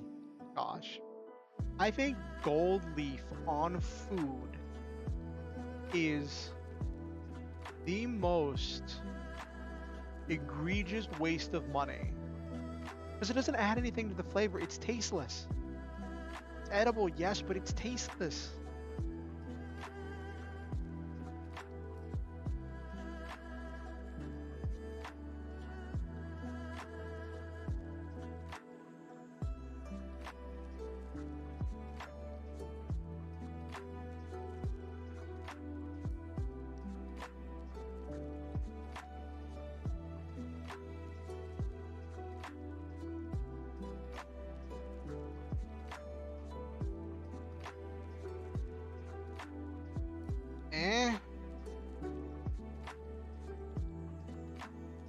Like, okay.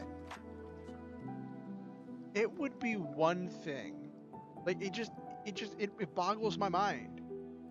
Like, it would be one thing if the gold leaf had a flavor that was like some kind of rich, complex, maybe sweet flavor or something.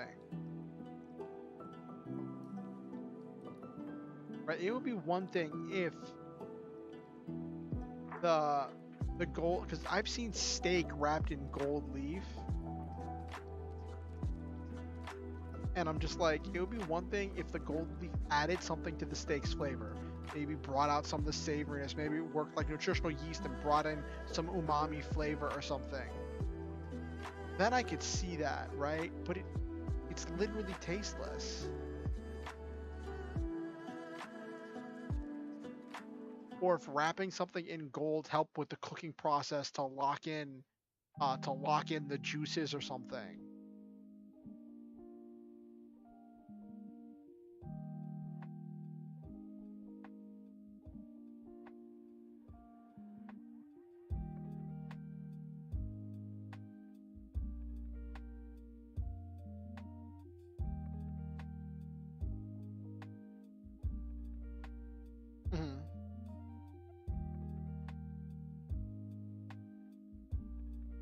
I think that might be where I end the chapter. How many words did we get down tonight?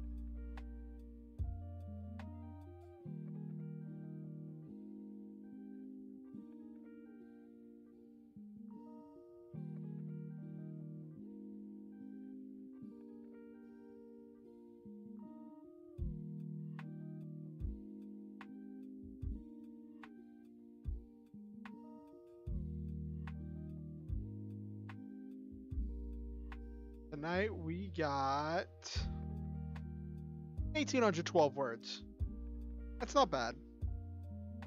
I'm fine with ending it a little bit short. Because it's the first act, so I want these to be a little bit shorter. Ugh.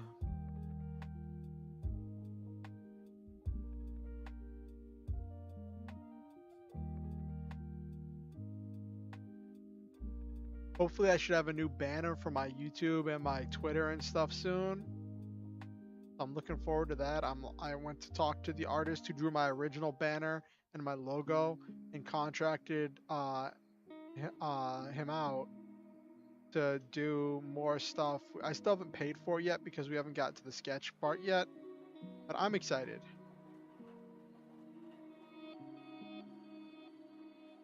Alright, so that was a good night. 1,812 words. I think that was a pretty productive night.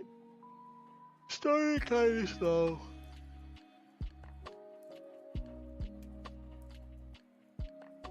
No, I'm good, Nabiru. I am absolutely good. I am absolutely good. Why is Fatalis trending?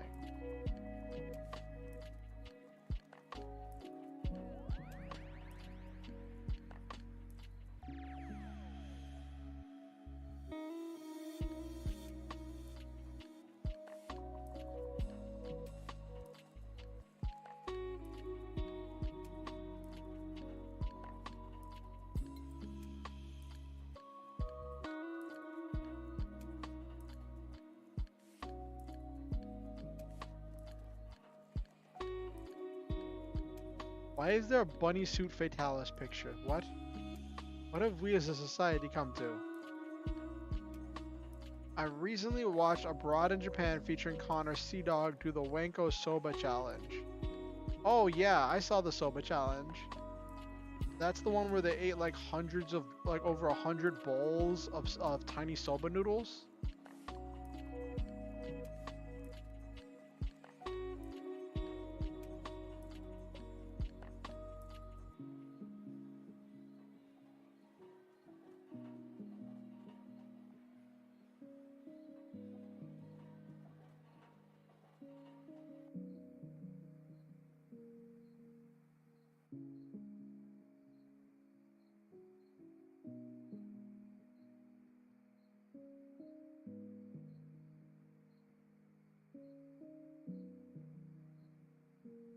Each bowl is a single bite, very healthy, but there was, yes, there was so much.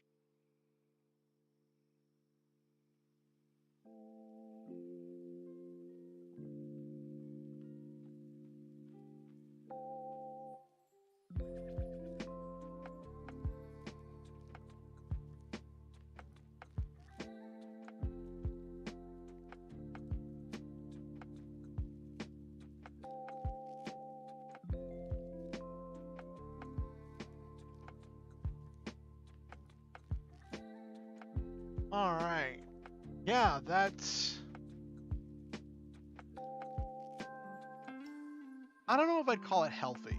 Like, it's like a tiny bite of soba noodles in sauce. So I don't know, healthy is a real strong word to use to describe that.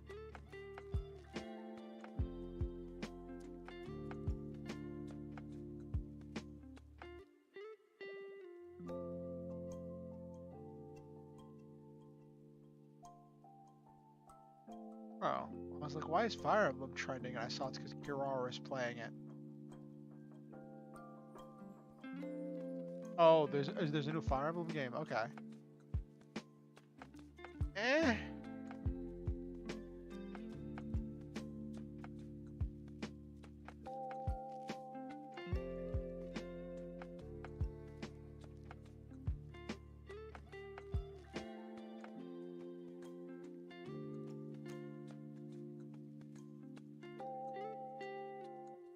Oh, I guess there's a new Fire Emblem game out.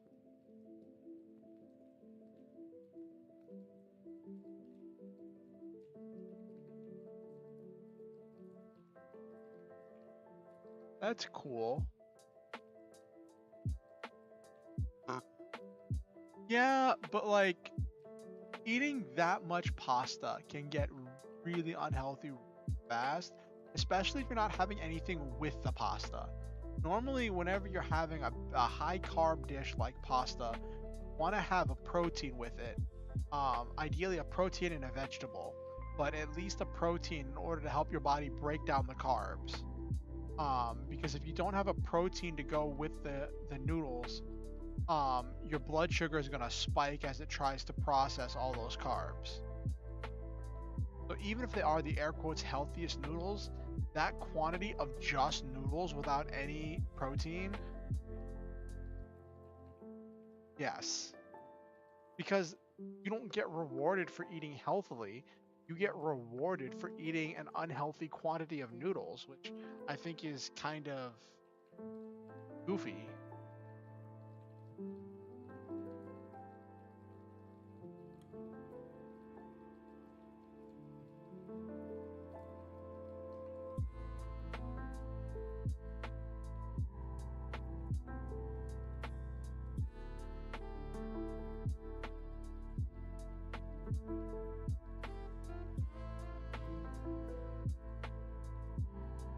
Yeah. It's just absolutely goofy.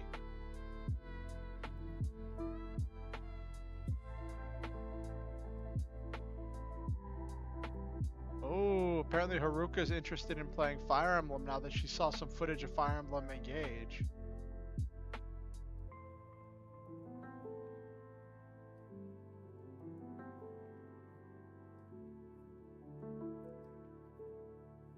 Every time I see stuff about Fire Emblem, I think about the Fire Emblem Regalia Lost crossover. That was just like one of the best crossovers they did, and introduced a new game type, and it was just amazing.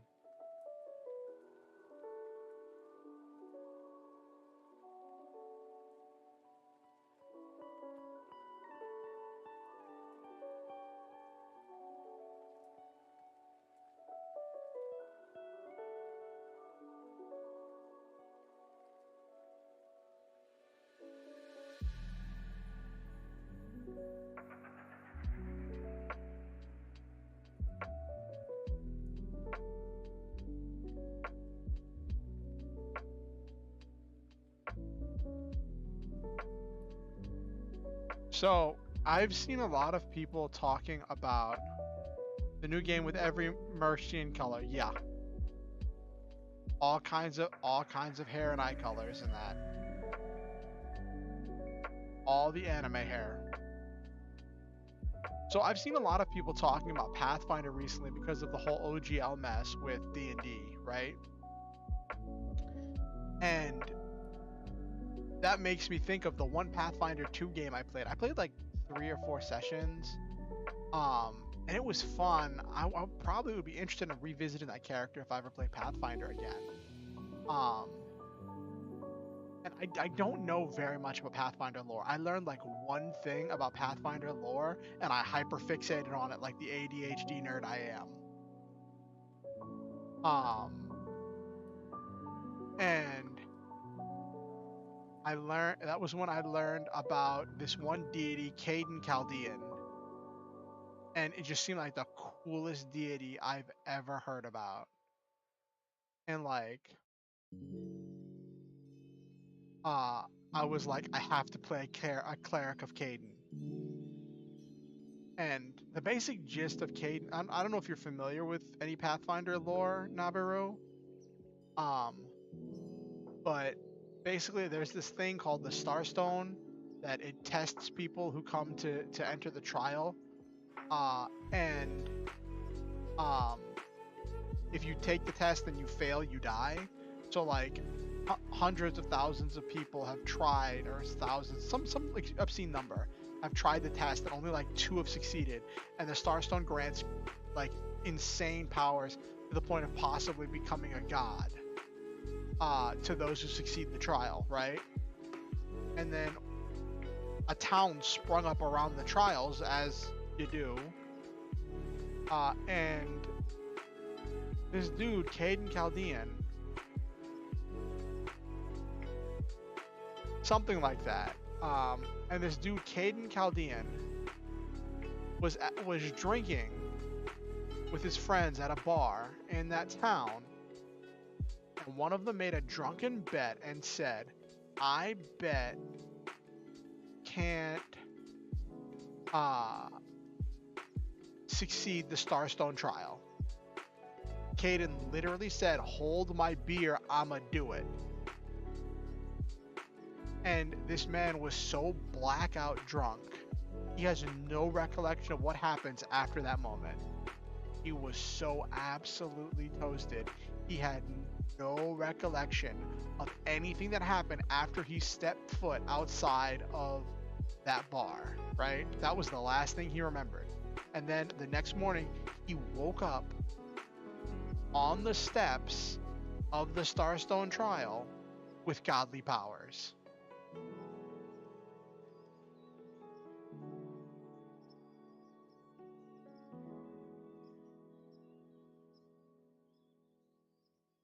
Well, I mean, the thing is, Pathfinder has not quite mechs, but they do have cyborgs, and they do have androids. And I think there's like a crashed spaceship or something. And like, if you want mechs, you can just do some of the fighter builds, or some of the other builds with some of the other expansions of Starfinder. You technically do a mech pilot, but they have it balanced so it works with the rest of the game.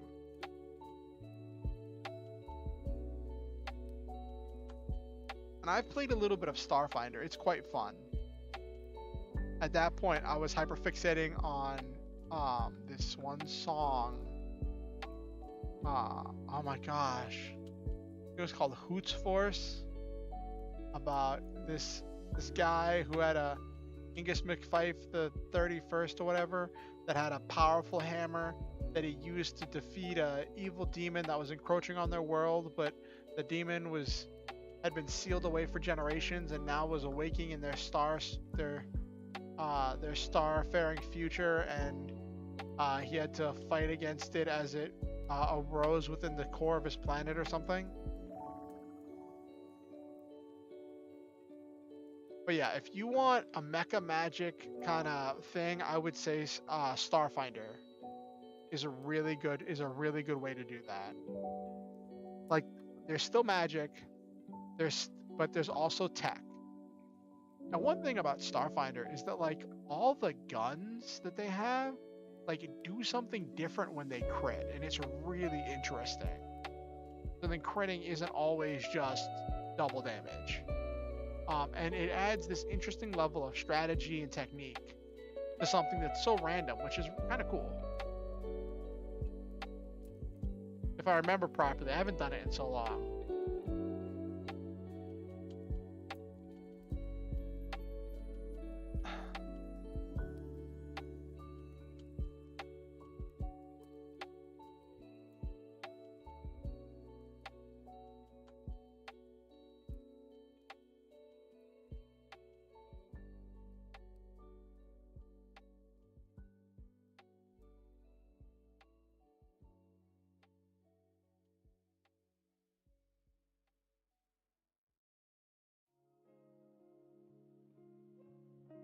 Ew. Gaining stat buffs from people's jealousy or hatred of you. Ooh, that's interesting.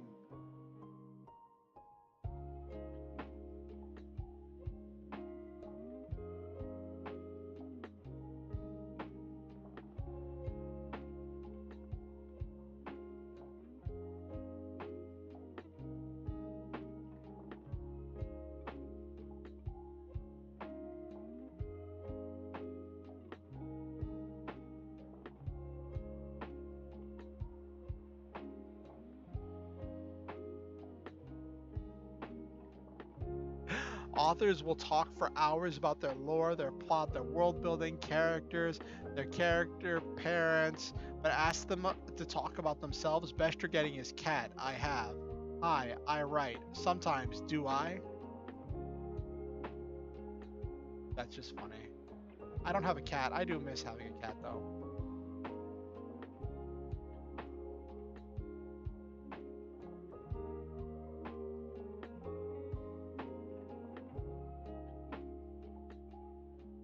That's from a manga I'm reading. That's really cool, Nabiru.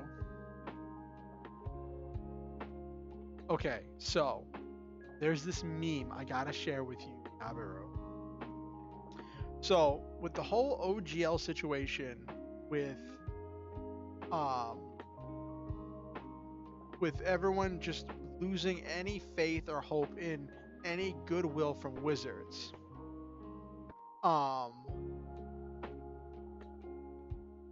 Twitter has, I don't know where it started. I don't know if it started on Twitter. I don't know if it started on Reddit. I don't know where it started. I don't know if it might have started on Tumblr, right?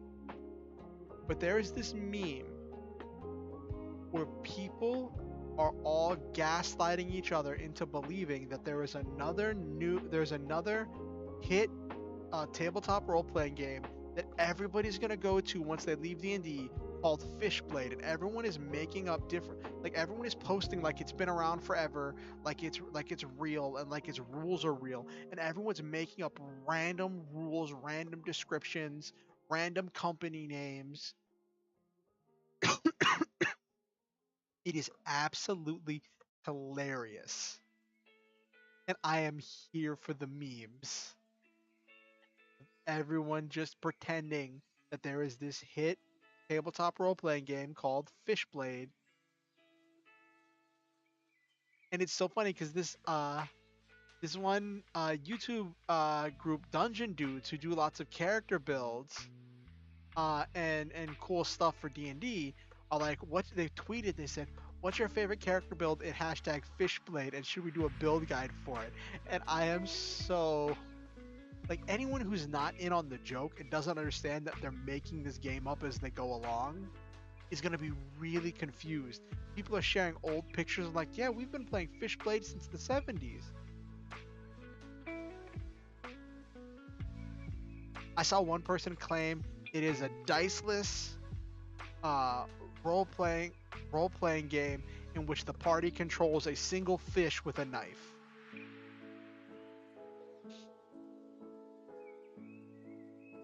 Oh my gosh. I gotta look at this hashtag Fishblade. Oh no. Oh no. Nabaru, why'd you have to say it?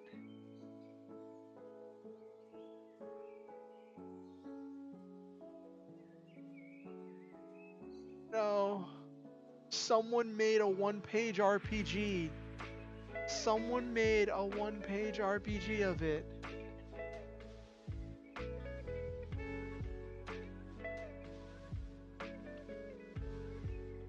Nabaru, it's become real. I might have to run a game of Fishblade.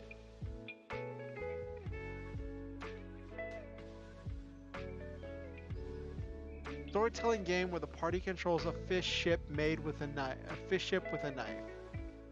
You are a crew of the living astral vessel Fishblade. Your mission is to explore uncharted regions of the astral sea and extraplanar beings, both friendly and deadly. Defend your home plane against otherworldly dangers. The captain is dead. Now you have to fend for yourselves and attempt to control your powerful Fishblade ship with your blades or your feelings.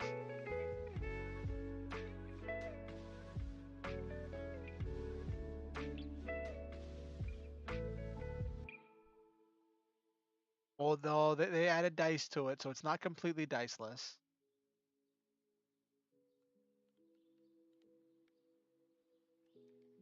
Oh my gosh. Someone actually copyrighted Fishblade RPG.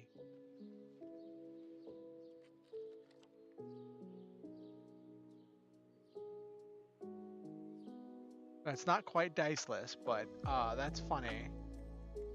But it's a modified version of lasers and feelings. That's hilarious.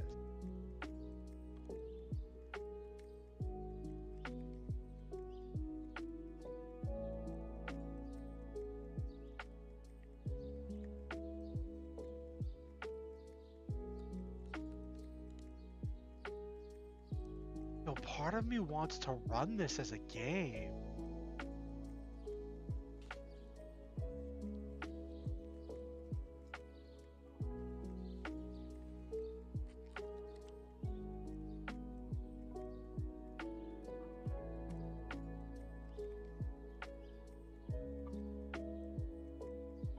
Well, they copyrighted it and they released the game under the Creative Commons. Except they released the actual game under Creative Commons, not just releasing the rule, not just Wizards did something really goofy where they didn't release the actual game under Creative Commons like they said they were going to. Their current OGL plan releases the mechanic of rolling a d20 and adding a modifier to it as Creative Commons, which is something they could never copyright in the first place. It's a performative work that doesn't actually accomplish anything.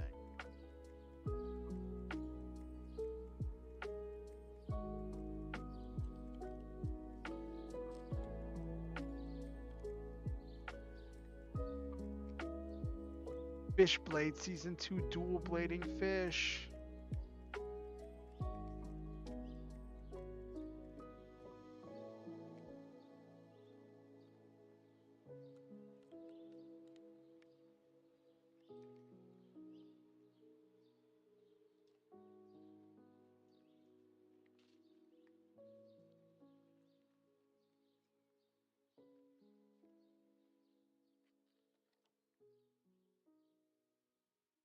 Fish holding a sword in its mouth. Oh my gosh.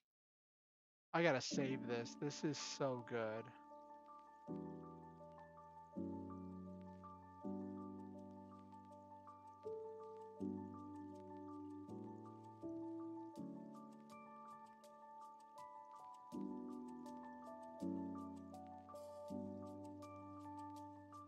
Why is it a J5th? I hate you, Twitter.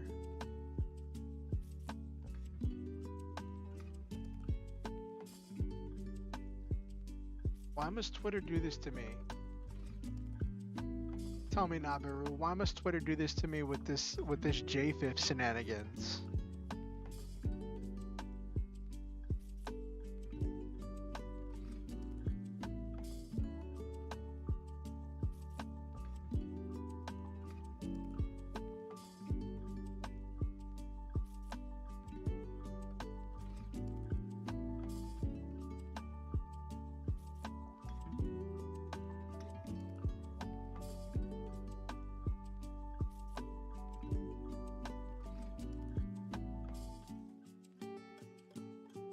Okay. Fish holding a sword in its mouth. I thought you were going to say fish holding a sword in its sword, and I was like, wait a minute, what? Are we having swordception?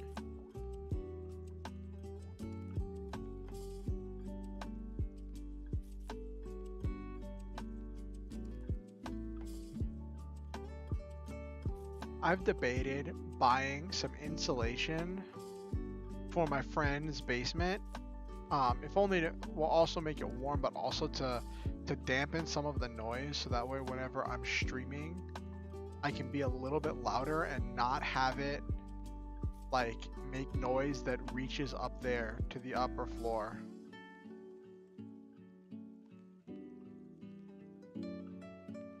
Once it becomes real, there'll be a Rule 34 for Fishblade, and it does not. No. No, Nabiru. No. No, no, no, no, no. No, no, no, no, no. Yabe.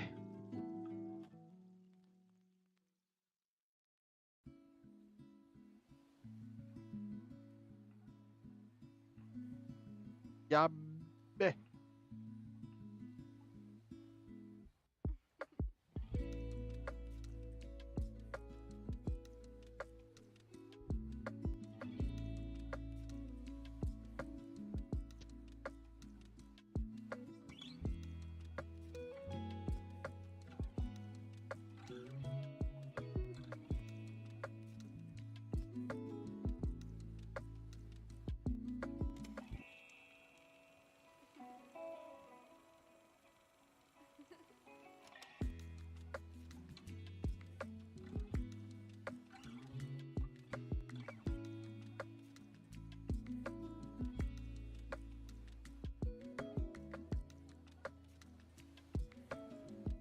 One Piece's Zoro as a fish man. Oh my gosh.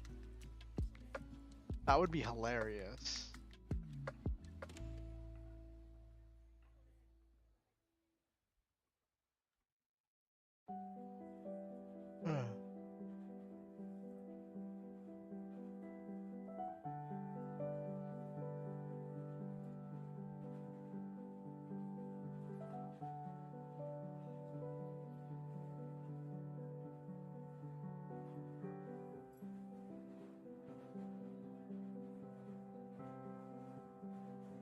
Final stage, Gilgamesh fish. Oh my gosh.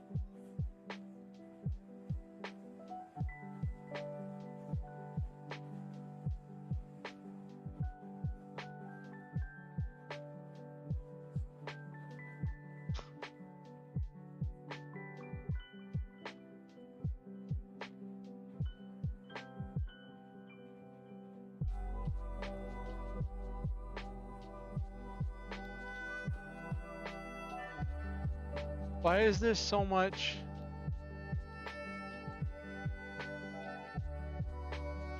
Why has this become so much of a meme?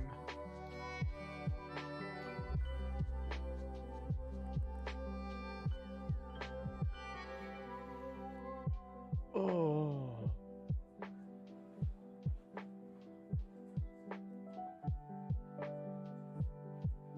Oh my gosh, someone just leaned into this so hard.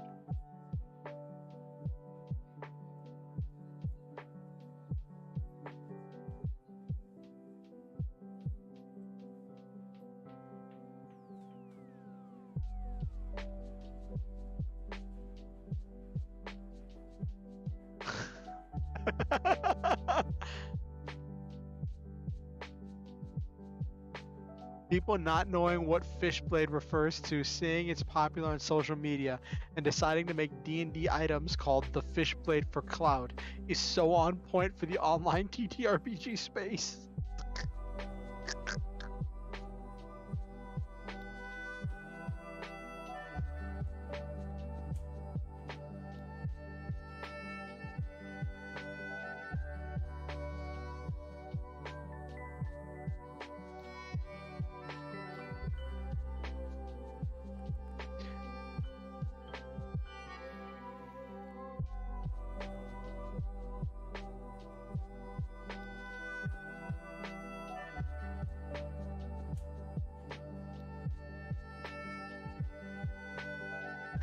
No! Why?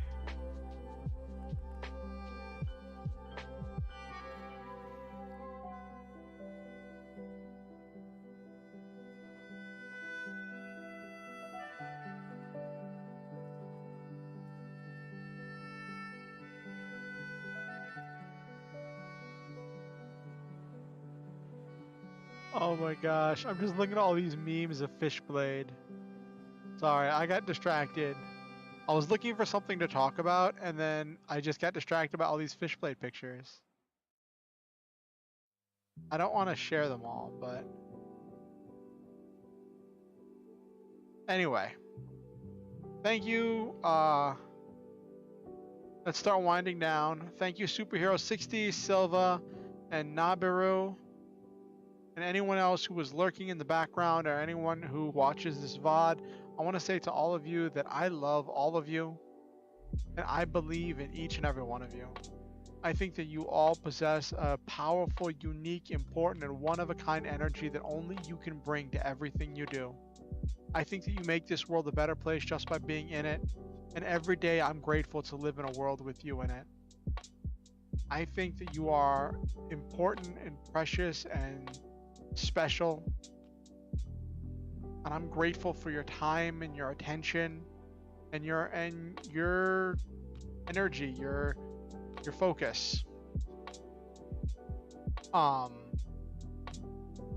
want you to know that I think that you are amazing and that I value you because you are valuable, and your hopes, dreams, goals, and ambitions are worthwhile and valid. I want to say to always remember the Star Hunter motto: shoot for the stars, have wonderful adventures, live your dreams, and always, always, always stop to enjoy the memes. If you want to keep up with what I'm doing here on YouTube and you haven't already subscribed, then you can hit the subscription button and ding the notification bell. It lets you know whenever I go live or whenever I release any new content. If you want to keep up with what I'm doing outside of YouTube, then you can join my Discord or follow me on Twitter. Links to both of those are in the description below as well. I want you to know that you never have to pay to be a member of this community. You don't have to donate to be a valued member of the Star Hunters. I want you all to know that I think you just being here is precious. But with that said, if you ever feel motivated to donate to improve the stream or improve my life, there are links where you can do that in the description down below as well. I hope you have a wonderful night. Next stream is going to be, let me check something.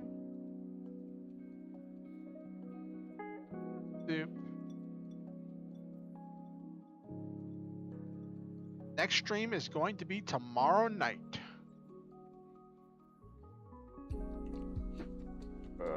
Yep. So next stream is going to be tomorrow night. I'm not sure what we're going to be doing. Might do a game development stream. Might do an Armored Core 3 stream. Not sure. We'll see what happens. I'll keep you all posted. I'll post about it on Twitter, on Discord, on Facebook. I do have a Facebook fan page, which is kind of funny. Anyway, have yourselves a wonderful night and know that you're amazing. And I think you're great.